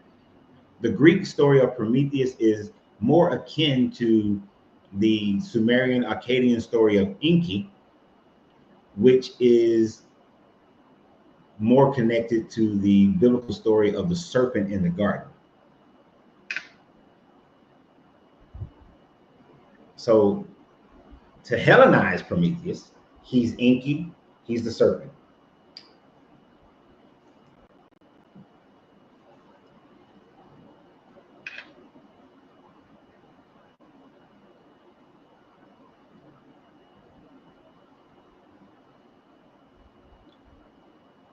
Jesus was supposed to have been the Son of God. This is what Myron is writing. Not God. How did he become God if true? I don't believe it is. I left Christianity a few years ago and surely don't believe in Jesus. So Jesus became God because of the Orthodox Christianity that was held by the Greeks, held by the Gentiles, I should say, because not just Greeks, it's Greeks, Romans, anyone outside of Judaism um, is a Gentile. But even you had some Gentiles who were saying that, like with Arianism, which was incredibly popular in the, which was started by, truly Arianism was started by Lucian. Well, no, yeah, it was started more so, well, no, it wasn't started by Lucian. It was before Lucian. But Lucian is like one of the first prominent people who started teaching Arianism. And then Arian was the bishop out of Alexandria, Egypt, who was very prominent in teaching the idea that Jesus was a divine created being who came to teach us how to gain the knowledge of inner looking to find our way back to the Primora. This idea of Jesus being that was fought over by Christians from the 2nd century all the way up to the 4th century till we get to the Council of Nicaea. Of what is Jesus and God? Are they homoousis, meaning are they of the same substance? That was the big fight. When you had more Romans who were thinking that Jesus and God and the Holy Spirit were all one and the same. The North African Christians, the Levantian Christians, the Turkish Christians, of Antioch and all that, they not so much. They were kind of half and half, split down the middle, fighting each other over it. But because Constantine supported his Roman soldiers who were Christian, his Roman aristocracy that were Christian, and they thought that they believed in the Trinity, the homoousis statement, that is how Jesus ends up becoming God. Because of the politics of Rome, and it's going backwards. The politics of Rome. Why did I got this cough for some reason? That's how he became it. It was all of political movements, but it was because of the Constantine's need to organize Christianity.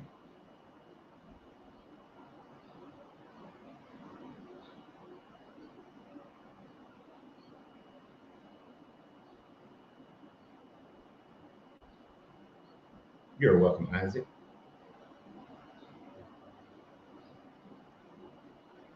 Did you visit the Ethiopian church and heard about Jesus and Enoch's story?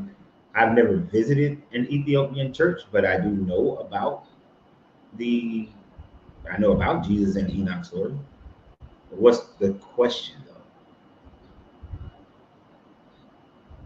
Ethiopia was one of those countries that was that I wanted to get to when I was over stationed in Germany, but I didn't quite make it.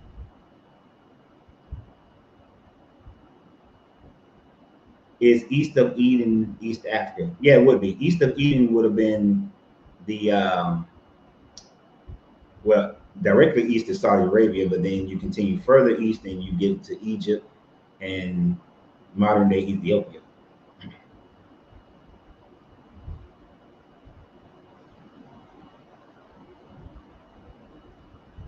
But yes, that was the Arian heresy that created the Trinity that was fought about.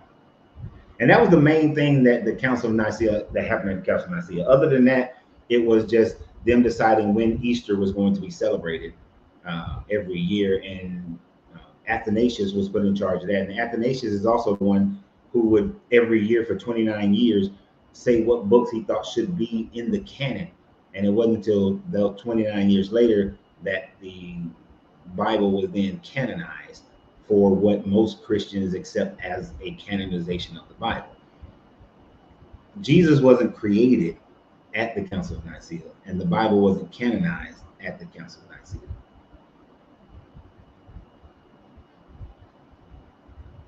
And why would you put yourself on earth to be killed, just to be killed? Right, it makes no sense. It makes no sense that you would put yourself on earth to be killed for the saving and salvation of people, and there is no sacrifice. The sacrifice of Jesus, if let's say Jesus was God and he sacrificed himself, or even if he wasn't God and he sacrificed himself, it is not a sacrifice that you rise up in 3 days. You are not constantly taking on the sins of the world if you rose up in 3 days and now you're in heaven. That means that all the world's sins are going up into heaven every day, every moment. Sins just pouring into heaven. And I know that's a very literal thought process of it, but still, you're still supposed to be taking on the sin, whether they've been held in a little pocket until Armageddon happens. But even in Armageddon, there's no punishment, there's no sin. When you take on sin, there's punishment for sin. He ain't taking on no sin. Your sin is you. You do stuff outside of your own good health. You do things to other people you wouldn't want done to yourself. That's the only thing that is sin. Ain't nothing else sin. You choose to have 5 wives. That's not sinful. You choose to like the same sex. I don't see that. That's not sinful. As long as y'all are consenting. You choose to smoke a cigar. Nope, not sinful. Drink some wine. That's not sinful. Now, when you damage yourself by too much consumption of anything, you're hurting yourself. That I would consider to be sinful, because you're damaging you. You can eat too many oranges and get vitamin C poisoning.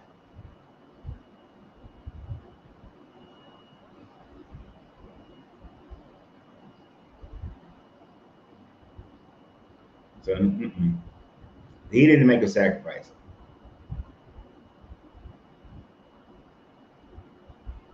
And yeah, that would seem to be some type of was it suicide when you have somebody else do it?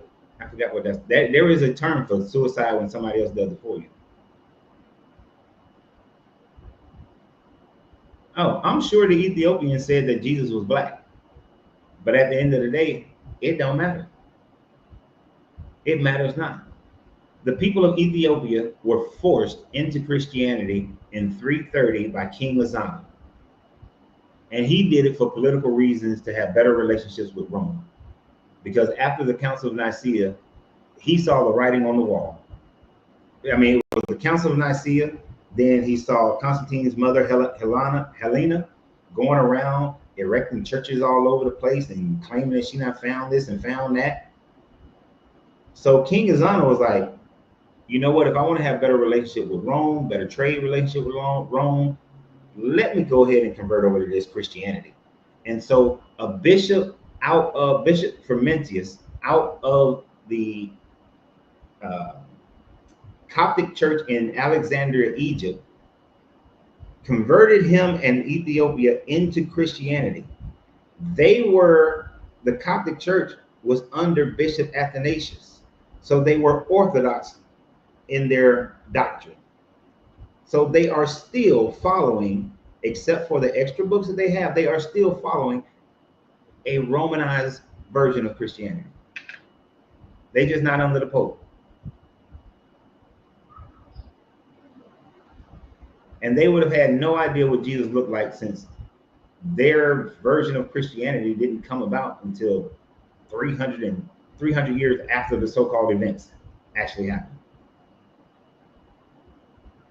Teaching with common sense. Fact. My pleasure, Chris.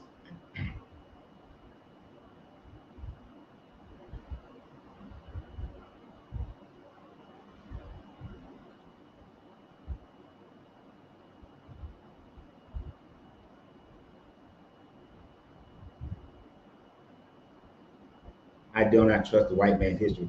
That's Ethiopia's history. That's not a white man's history. That was all that's their history. Now, in their history, it changes when Haile Selassie declares that, oh, I'm from the Davidic Solomonic line of, and he had no proof, but people bought into it. Do not live your life thinking that only white people make history fit their narrative.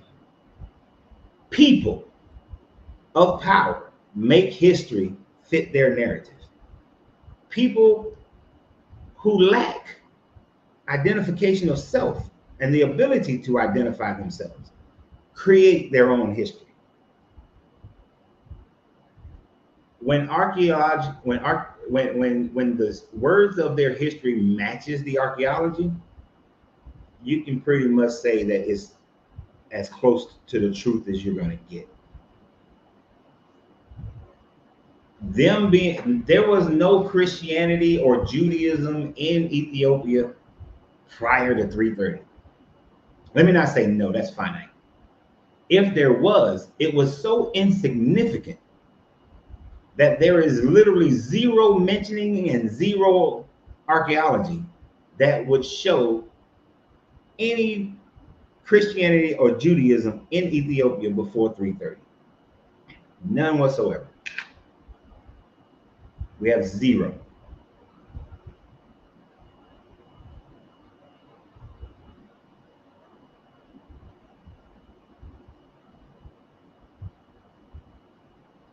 Uganda, Lake Victoria, where it now starts. Okay. Are you saying that now? I've seen people who try to say that the Nile is really the Euphrates and so on and so forth, but that is people trying to move the goalposts. I want to believe in this book. I believe that black people are the original people on the planet, the first Homo sapiens were black. So in order for me to truly, fully establish that, let me move Eden to Africa so that I can keep my attachment to this religion, and at the same time I can be ethnocentric. That's really what this big conversation is about, is that type of thinking that people put out there, and other people who need to identify through race and find some level of upliftment through the history of their race, they gravitate to that type of information because it makes them feel better. Adam and Eve, first people, black, came out of Uganda. That's where the Garden of Eden was, because the Nile River is really the Euphrates River, and then the Europeans co-opted it. It gives them that line of logic, but that line of logic fails every time. It does not fit the archaeology. It just doesn't.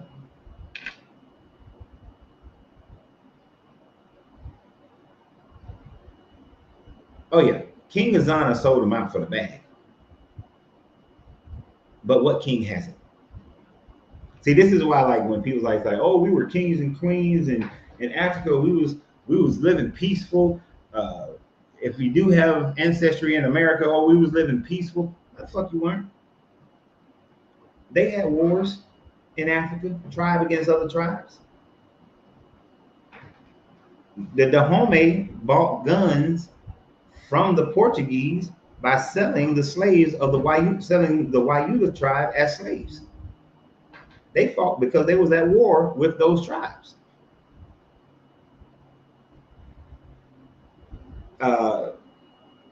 Shaka was, in order to create the Zulu Empire, he conquered a bunch of African tribes. We had wars. The Cherokee and the Creek and the Seminoles, they fought wars before the Europeans got there. Man fights wars. Every king is trying to maintain power. The Garden of Eden was in Uganda, I suspect. Not if you go by the Bible. If you're believing in the Garden of Eden, the Garden of Eden was never in mainland Africa. The Garden of Eden was under the Persian Gulf.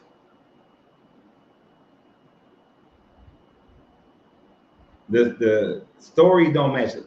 I did a video about a year or so ago about how these people, they claim that, oh, the Garden of Eden was in America and the Euphrates River was the Mississippi River. So on the video, I followed that damn Mississippi River all the way up through America, into Canada, back into America, and there is at no point where the Mississippi River fits the narrative of the Garden of Eden. The Nile River from my recollection, because I did that video like 8 years ago, does not fit the description of Eden, the Garden of Eden. It doesn't fit.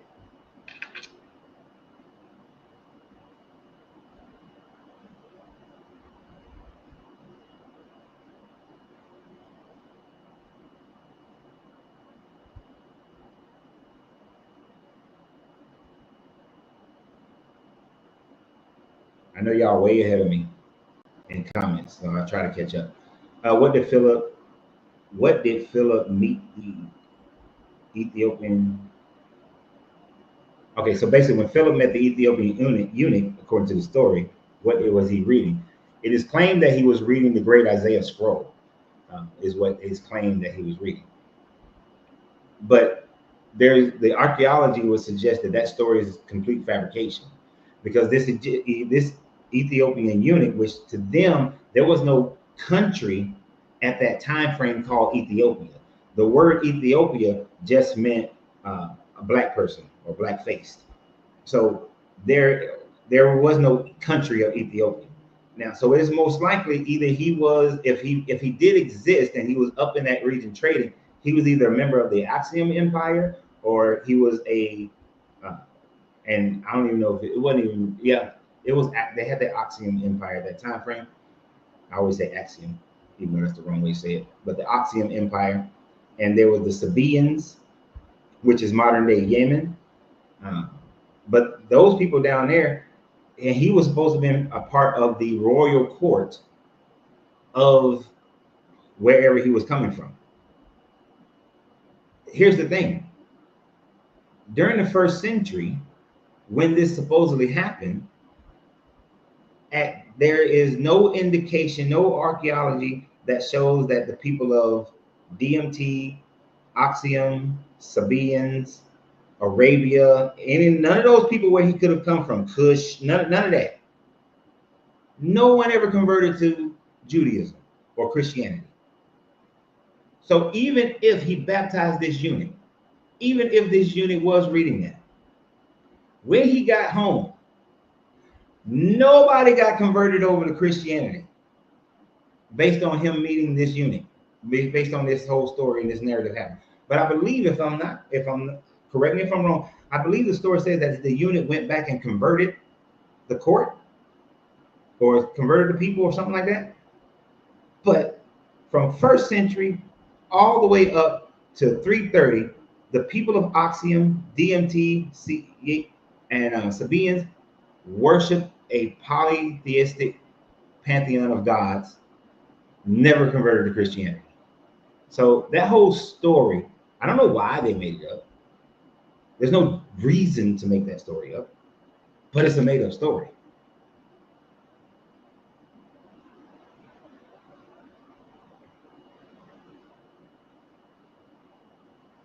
And you think it was the first time Jesus came back? I'm not sure what you mean by that. We still have wars, although Europeans are the ones involved in instigating it. Yep.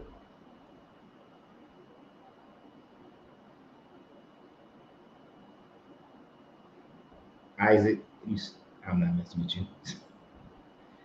Can you recommend 5 books I should read? I haven't read a book in decades other than the Kabbalion. There's a couple other pamphlets I've read, but those they ain't got nothing to do with this subject matter. What I always suggest people is whatever questions you have, I go to Google Scholar or Academia EDU and I research it from there. I read the peer reviews of whatever. I read like 5 or 6 different articles and peer reviews, and then I read archaeological information. So books, I can't really recommend a book because I ain't read one in 20 years other than the Kabbalion and Outwitting the Devil. Actually, Outwitting the Devil is a great book. So I will recommend reading Outwitting the Devil and the Kabbalion. And the Tao, sorry. I'm adding shit. The Tao Te Ching. And those are just good philosophical books for growth. Especially Outwitting the Devil. Outwitting the Devil is a phenomenal book.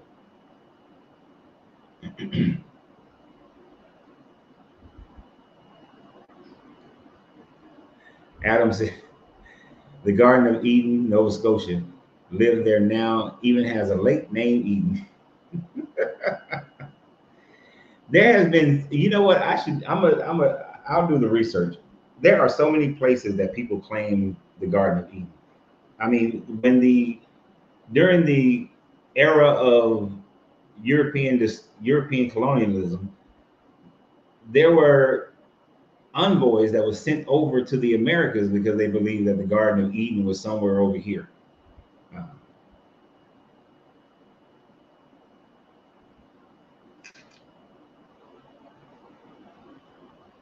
Rupert said that's a lie. From Acts 8, 26-40.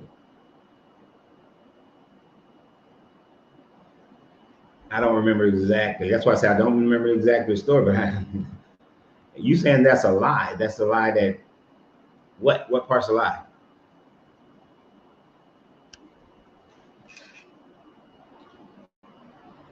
Tell me, where is the lie?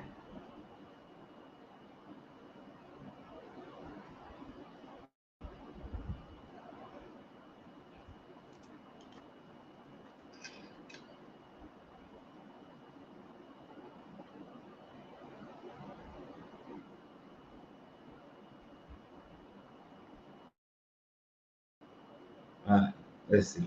Let me see if I can do this again. Where is it? Where we are? And let me share the screen.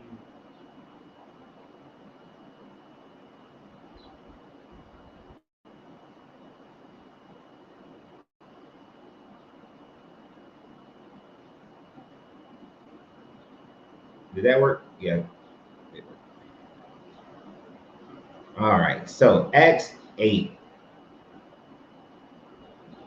Right. 26. Then wait a minute, let me get my reading voice on.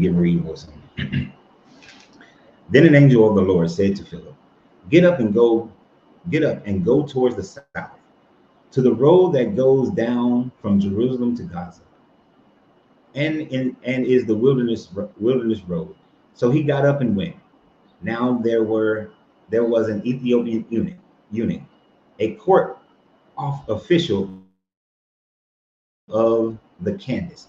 So Candace would be a title of a queen in either Axiom, DMT, or the Sabaeans. They all use that title, Candace.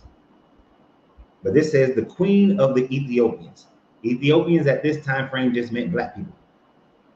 In charge of her entire treasury. He had come to Jerusalem to worship and was returning home seated in his chariot. I know why they wrote the story. He was reading the prophet Isaiah. I said he was reading the Isaiah scroll. Then the Spirit said to Philip, Go over to this chariot and join in. So Philip ran up to it and heard him reading the prophet Isaiah. He asked, Do you understand what you are reading? He replied, How can I unless someone guides me? And he invited Philip to get in and sit beside him. Now the passage of the scripture that he was reading was this: Like a sheep, he was led to the slaughter, like a lamb, silent before the shearer. So he does not open his mouth. In his humiliation, justice was denied him. Who can describe this generation? For his life is taken away from this earth. The eunuch asked Philip, About whom, may I ask, does this prophet say this? About himself or someone else? Then Philip began to speak, and starting with the scripture, he proclaimed to him the good news about Jesus. As they were going along the road, they came to some water, and the eunuch said, Look, here is water. What is to prevent me from being baptized? He commanded his chariots to stop, and both of them, Philip and the eunuch, went down into the water, and Philip baptized him. When they came up out of the water, the Spirit of the Lord snatched Philip away. The eunuch saw him no more and went on his way rejoicing. But Philip found himself in Azotu, Azotus, yeah, that place.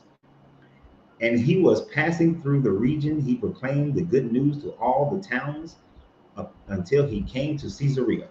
So this story, now that I've read it again, now I know why this story was implemented into the Bible.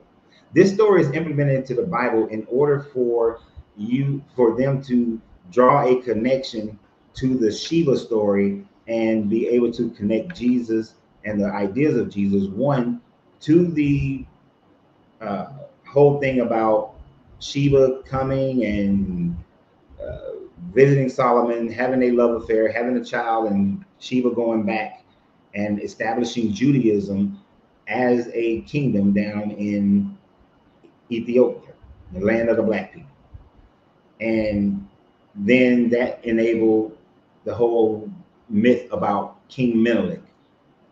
But it also, because it's talking about how the eunuch came to Jerusalem to worship, which would indicate the eunuch was coming to Jerusalem to worship as a Jewish person,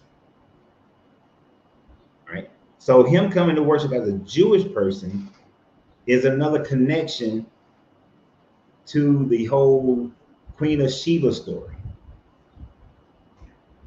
And making him a part of the royal court connects him to the Sheba story as well. But and then the Isaiah scroll, which the Jewish people do not look at the Isaiah scroll as talking about Jesus, but it's talking about the Israelites as a whole. It is not, and what they were going through partially under the Assyrians, but mostly under the Babylonian captivity. So here's the thing: the reason why it is a myth is, like I said before, show me, Rupert, where there is any archaeological evidence that would show that from the time frame of Solomon, which would have had to have been in the 800s to 900 BCE, show me the Jewish archaeology in either Sabaean, Yemen, which is now modern day Yemen, DMT, and Oxium, which is modern day Ethiopia. There is no Jewish temples. There's no Jewish religions. There's no Jewish artifacts. There's absolutely nothing but stories that have been created. There's the story of a Hebrew queen decimating some people, the Axiom people. And then there's the story of the Jewish people being decimated by the Axiom people. But there's no history, no archaeology that shows any of that. None of it. It's blank. And certainly, if there was a kingdom, a queen who was worshiping Judaism, and mind you, this would mean that there is another queen sitting on the throne in either DMT or Axiom or Sabia during the time frame of the 1st century. And there is absolutely zero archaeology that shows a queen in the 1st century in those lands who was running shit. Because she would, if she got the title Candace, then she is the queen that's running shit. She's not like a queen mother or the consort to the king. She's running shit if she has the title Candace. So this is all a fabrication, a story, mythology. And yes, Haile Selassie grabbed onto that mythology, and that created the Rastafari. But yeah, you got no history to that. That is one of those parts of the Bible that is only in the Bible, and that runs in direct contradiction to actual history.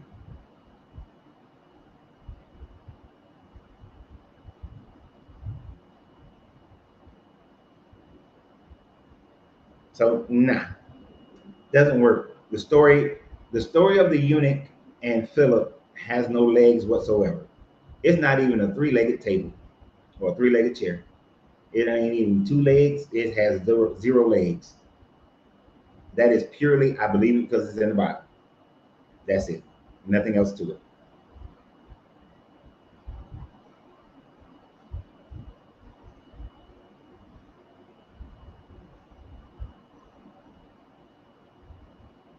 Black people ain't got nothing to do. Okay, let me put it like this. Do some brown people who were living in the Levant have something to do with the Bible? Yes. Does my happy black ass, whose family, the overwhelming majority of my heritage is West African, has anything to do with Israel and with the Bible? Absolutely not. There is zero proof. And in the Chronicles of Titus, Titus explicitly says that after he destroyed the temple in 70 CE, that by land and by sea, he shipped off slaves of the Jewish people, the Hebrew people, to Ethiopia, to Egypt, to Egypt. They didn't come to America. They went to Egypt. But no, people in America didn't know nothing about what was going on over here in the first century. He sent them to Egypt, as well as North Africa, as well as to Rome. He sent them as Roman emperors do all over the Roman Empire. When you go to Rome and you go to Titus's art, you will see that he shows himself victorious over Judea.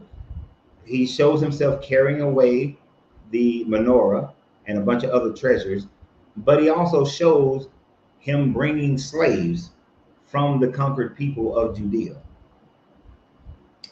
You can go to Rome.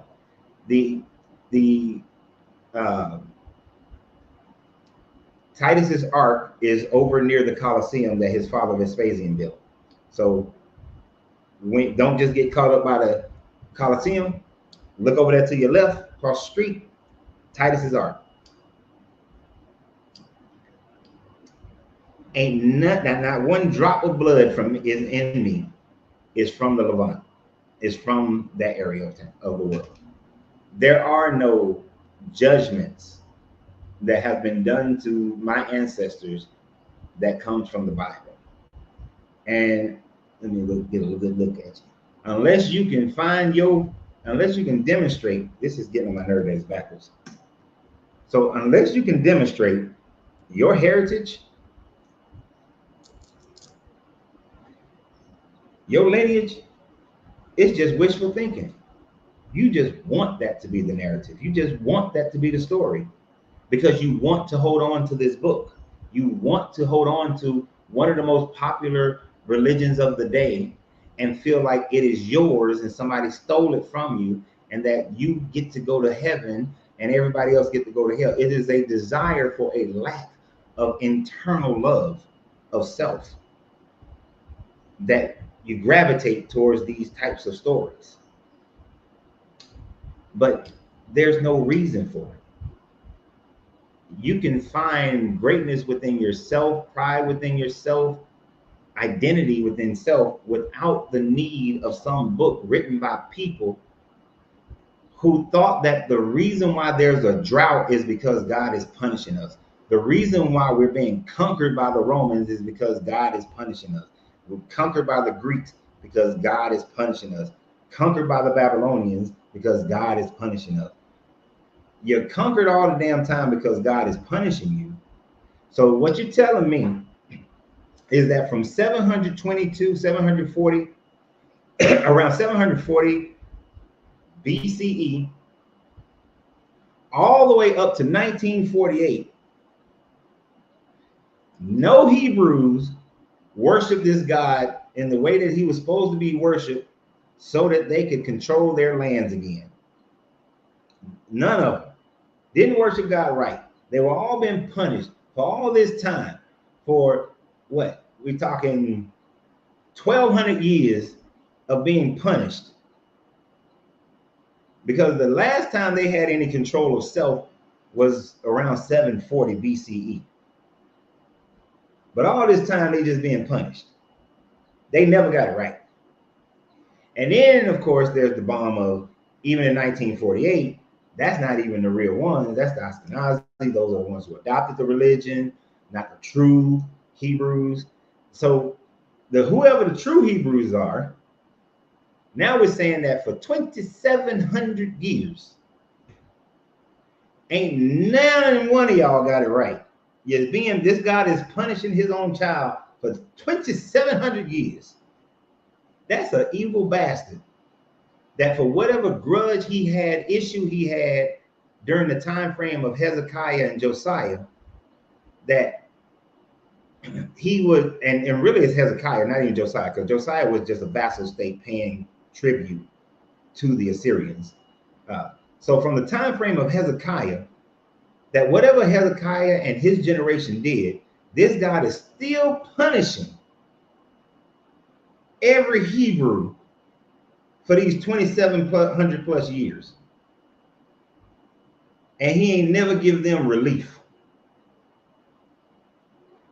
Because they've been conquered the whole time. The whole time they've been conquered. They can't get it right. They like the movie Life. The Hebrews, we're gonna call them the Israelites, they can't get right. The whole time. That makes no sense. They were conquered because they were just conquered. They lived in a land that was highly sought after because of its military positioning and its trade positioning. That's why that land has been conquered and people have wanted to rule that land, even to this day, even though it's not as important anymore.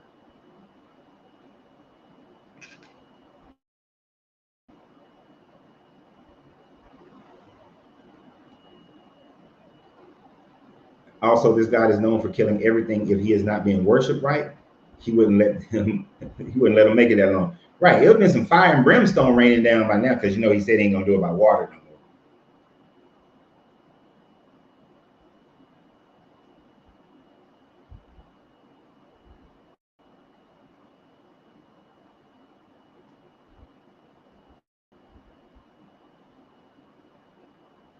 Yes, it's easy to feel pity for yourself and feel like you were chosen. Exactly.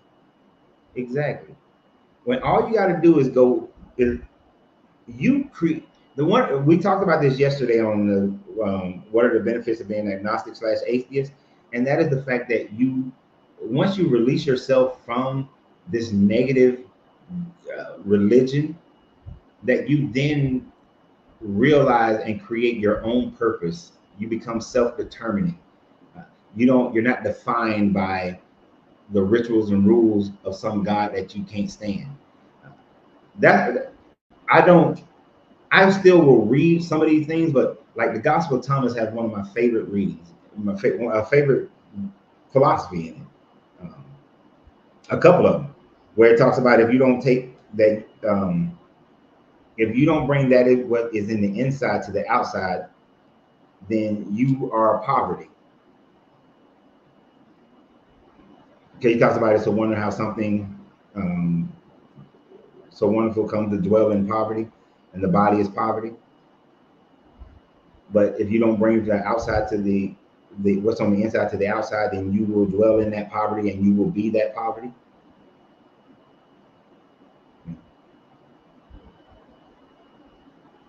The idea that the kingdom is inside you, and it's not a kingdom of that God or this God or any other God. It's just divinity is within you. And if you don't bring that out, if you don't go in the inner search and find that, then you just losing yourself. That makes you susceptible to race, and let me identify with this race and then glorify this race to a point where now I can have some pride in myself because of how I glorified this race through this book that was written by people who thought that clouds were formed because of God said, I'm gonna let it rain on your crops so that you can have a good harvest. Nothing to do with weather patterns.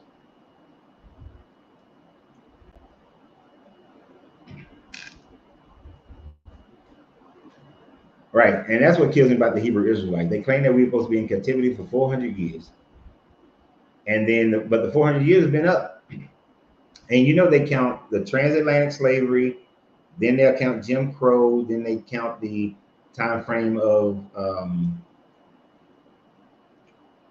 what is it? The whole integration movement, civil rights movement. So the 400 years was supposed to be up. I think it was like 2019 or 2016? The 400 years is supposed to be up. 2019, because they start with the first slaves that came in from West Africa in 1619. So 2019, it was supposed to be over. It don't look like they over in Israel running things. They ain't get that land that they were promised. And that's another thing about, the whole Garden of Eden thing. They were promised the land between the Mediterranean to the Euphrates River. That don't work in America. That don't work in Uganda. That only works over there in the Levant. And no, it don't work.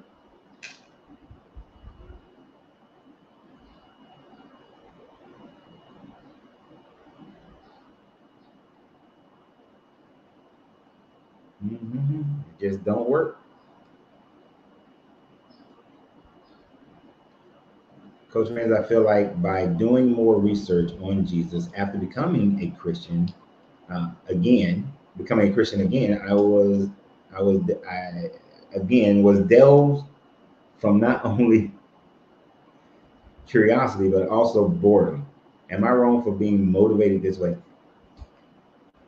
Let me make sure I understand what you're saying. Coach Rams, I feel like by doing more research on Jesus after becoming a Christian again, I delved from, I think that word delved is throwing me off deep. From not only curiosity, but also boredom. I mean, you're not wrong for being motivated by that format. The word that was delved, what that part of the sentence is throwing me off. Maybe it's me, and is that me?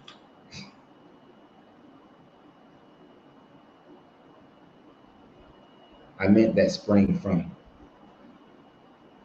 So your curiosity sprang from, your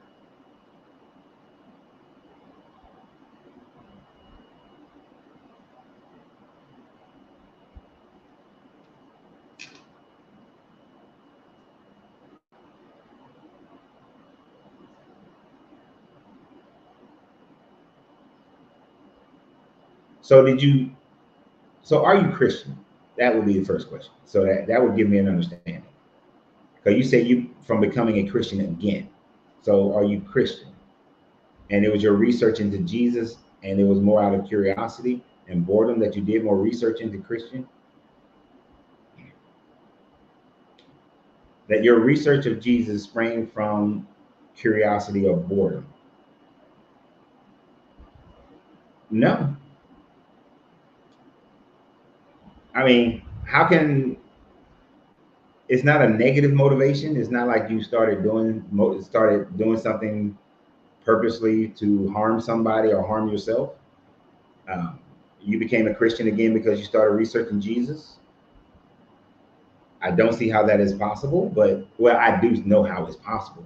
It's possible when that's where you want to be. But I don't see how you had to have already had a predetermined landing spot that you wanted to become Christian again in order for you to research Jesus and become Christian. Because the research of Jesus, if you truly research Jesus without already deciding that you were going to, I said, are you a Christian? You said, yes, I am. I said, oh, so you went back to being a Christian. You said yes. Now maybe you was answering some other question, and I'm the one that's confused. I can take that. Because now you're saying, no, I didn't become a Christian from researching again. So you are a Christian. Wait a minute. So you are a Christian.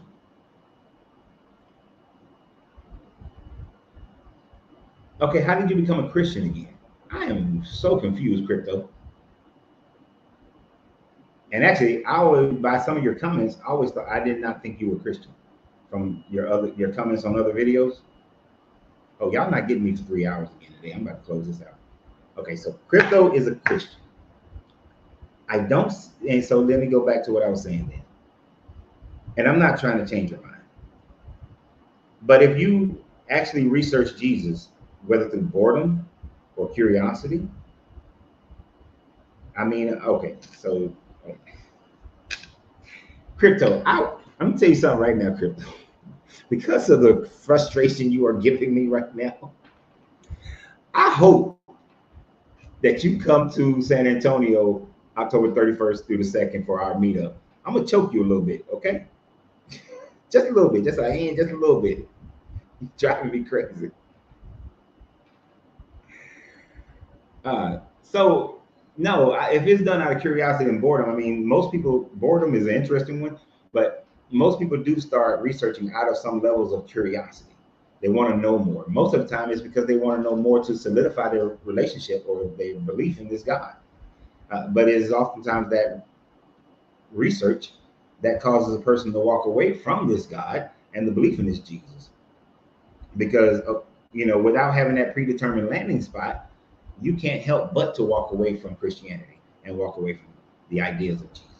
When you start to, if you are researching Jesus and you don't read Josephus's work, you have to. Otherwise, you cannot research Jesus, because Josephus will demonstrate, as we did in a live a few weeks ago, how it is a conglomeration of multiple Jesus types. At least 3 different Jesuses is mentioned in Josephus's work, and you can see the elements of each one of them in this story of this Jesus. The fact that Irenaeus is the one who named the gospel. They were previously unknown names, and he named them, and those were chosen. Justin Martyr called them the wisdom of the apostles. That it demonstrates that these were anonymously written, right? So it been anonymous, it not having anything, it being changed. When we see all the contradictions within the stories, when we see that Luke and Matthew can't even agree upon when Jesus was born and where did he live for the first 12 years at least of his life, it demonstrates that this book is filled with contradictions about Jesus. When you look at the lines of descendancy, you see that, well, not descendants, when you look at his family lines, and they try to claim that one is Mary and one is Joseph, but they're both of them claim to be Joseph, and all the discrepancies within those lines. There's too much information about the Jesus character to demonstrate that he is a literary character that is based on multiple people. And then when you look at the political rationales for it, there's no way you can land on Jesus being a real person. There's no way you can land on Jesus being the Son of God. You can't even land on Jesus being the Son of God, even if you believe in the story that Jesus actually existed. Just as Jesus had told the Pharisees and Sadducees that me and the Father we are one, he used the exact same verbiage about 4 verses later when talking to the apostles and telling them that you and I are one.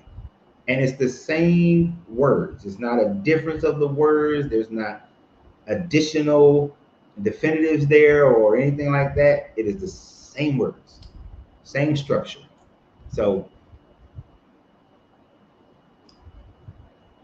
if you continue to research the Jesus character without saying where you want to land, you cannot land on Jesus being God, Jesus existing as an actual person that the Bible is based off of. It can be persons, certainly is persons.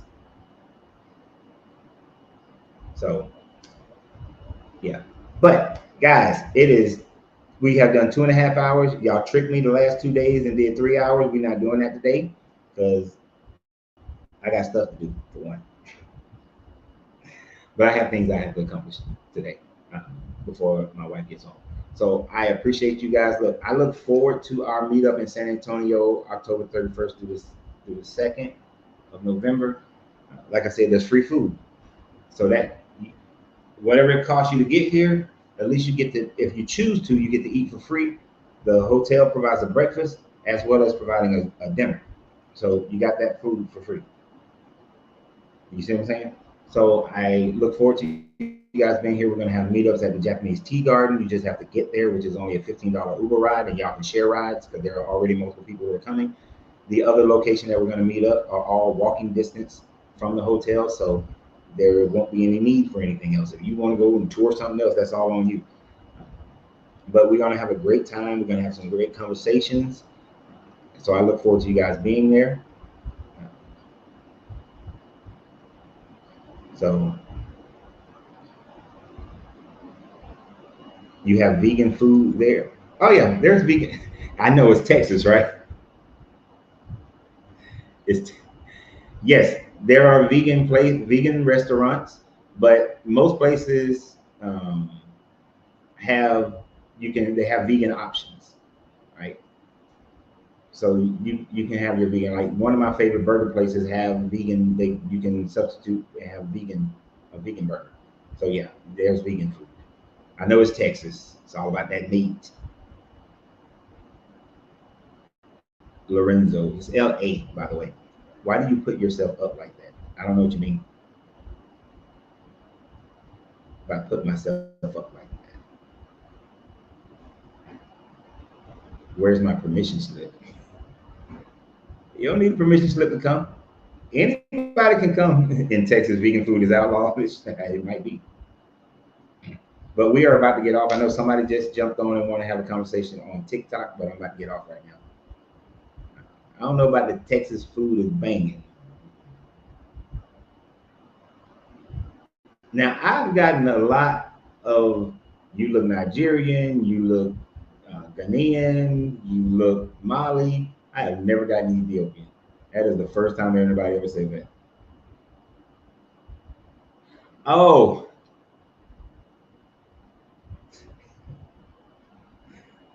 That is not me, bro.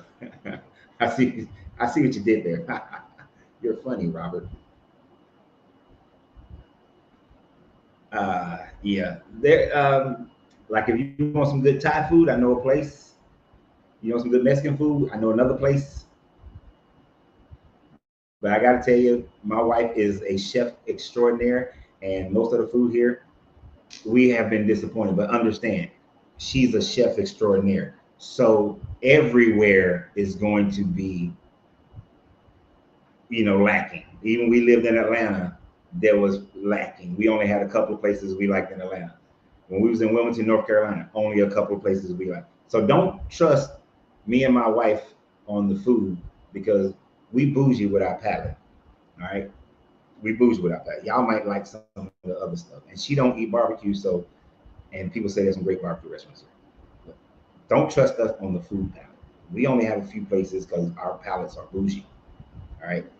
I'm sure that this food is good to most people. Anyway, I gotta go. I appreciate you guys. I got you. What did you like in Atlanta? Oh man, you want me to go back into that memory bank?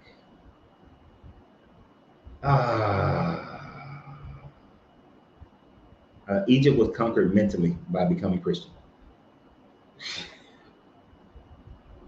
Tomatilia. Now Hacienda on Red Line. Red. It's not Red Line. It's Red something. That's good. What restaurants did we like? And see, y'all. This is how y'all be trying to trick me. Try to add more questions at the end.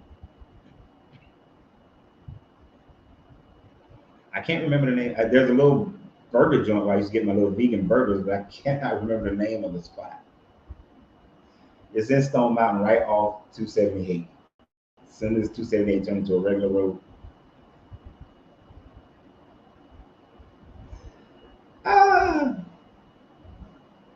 Redland, yeah. So La Hacienda in Redland. Angelina, what are some of the restaurants that we used to go to in Atlanta? Because I cannot remember that we liked. I am having a mental drop of where and see, we didn't go. See, I had an extraordinary chef at home. We didn't really go out that. We didn't eat a lot of other people's food. And see, we don't eat soul food. So.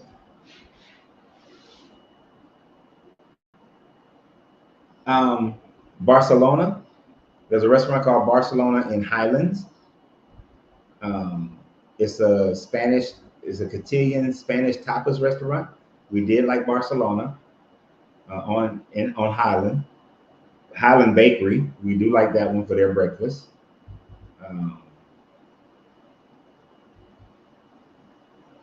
Where else did we go? Oh, this is gonna be crazy. It's fast food, but it's good. It's quick service fast food, and you might have one in your town. And we don't. The closest one to us here is a whole hour away, and we will drive that hour. But Pollo Campero, which is Guatemalan chicken. It's like a Chick-fil-A, but it's a Guatemalan Chick-fil-A. Well, it's kind of mixed with Chick-fil-A, KFC style restaurant. But Pollo Campero, some Guatemalan chicken. That stuff is great. We will drive for that restaurant. There's one on Buford Highway in Atlanta, and there's one in Marietta on 41. Trend Urban Cafe in Atlanta. It's technically in Stone Mountain. That's good too. We do like Trend. But anyway, I gotta go. Y'all have a great one. And you're talking about food, and I'm hungry. Provinos. So my wife is telling me, yeah. So I don't know.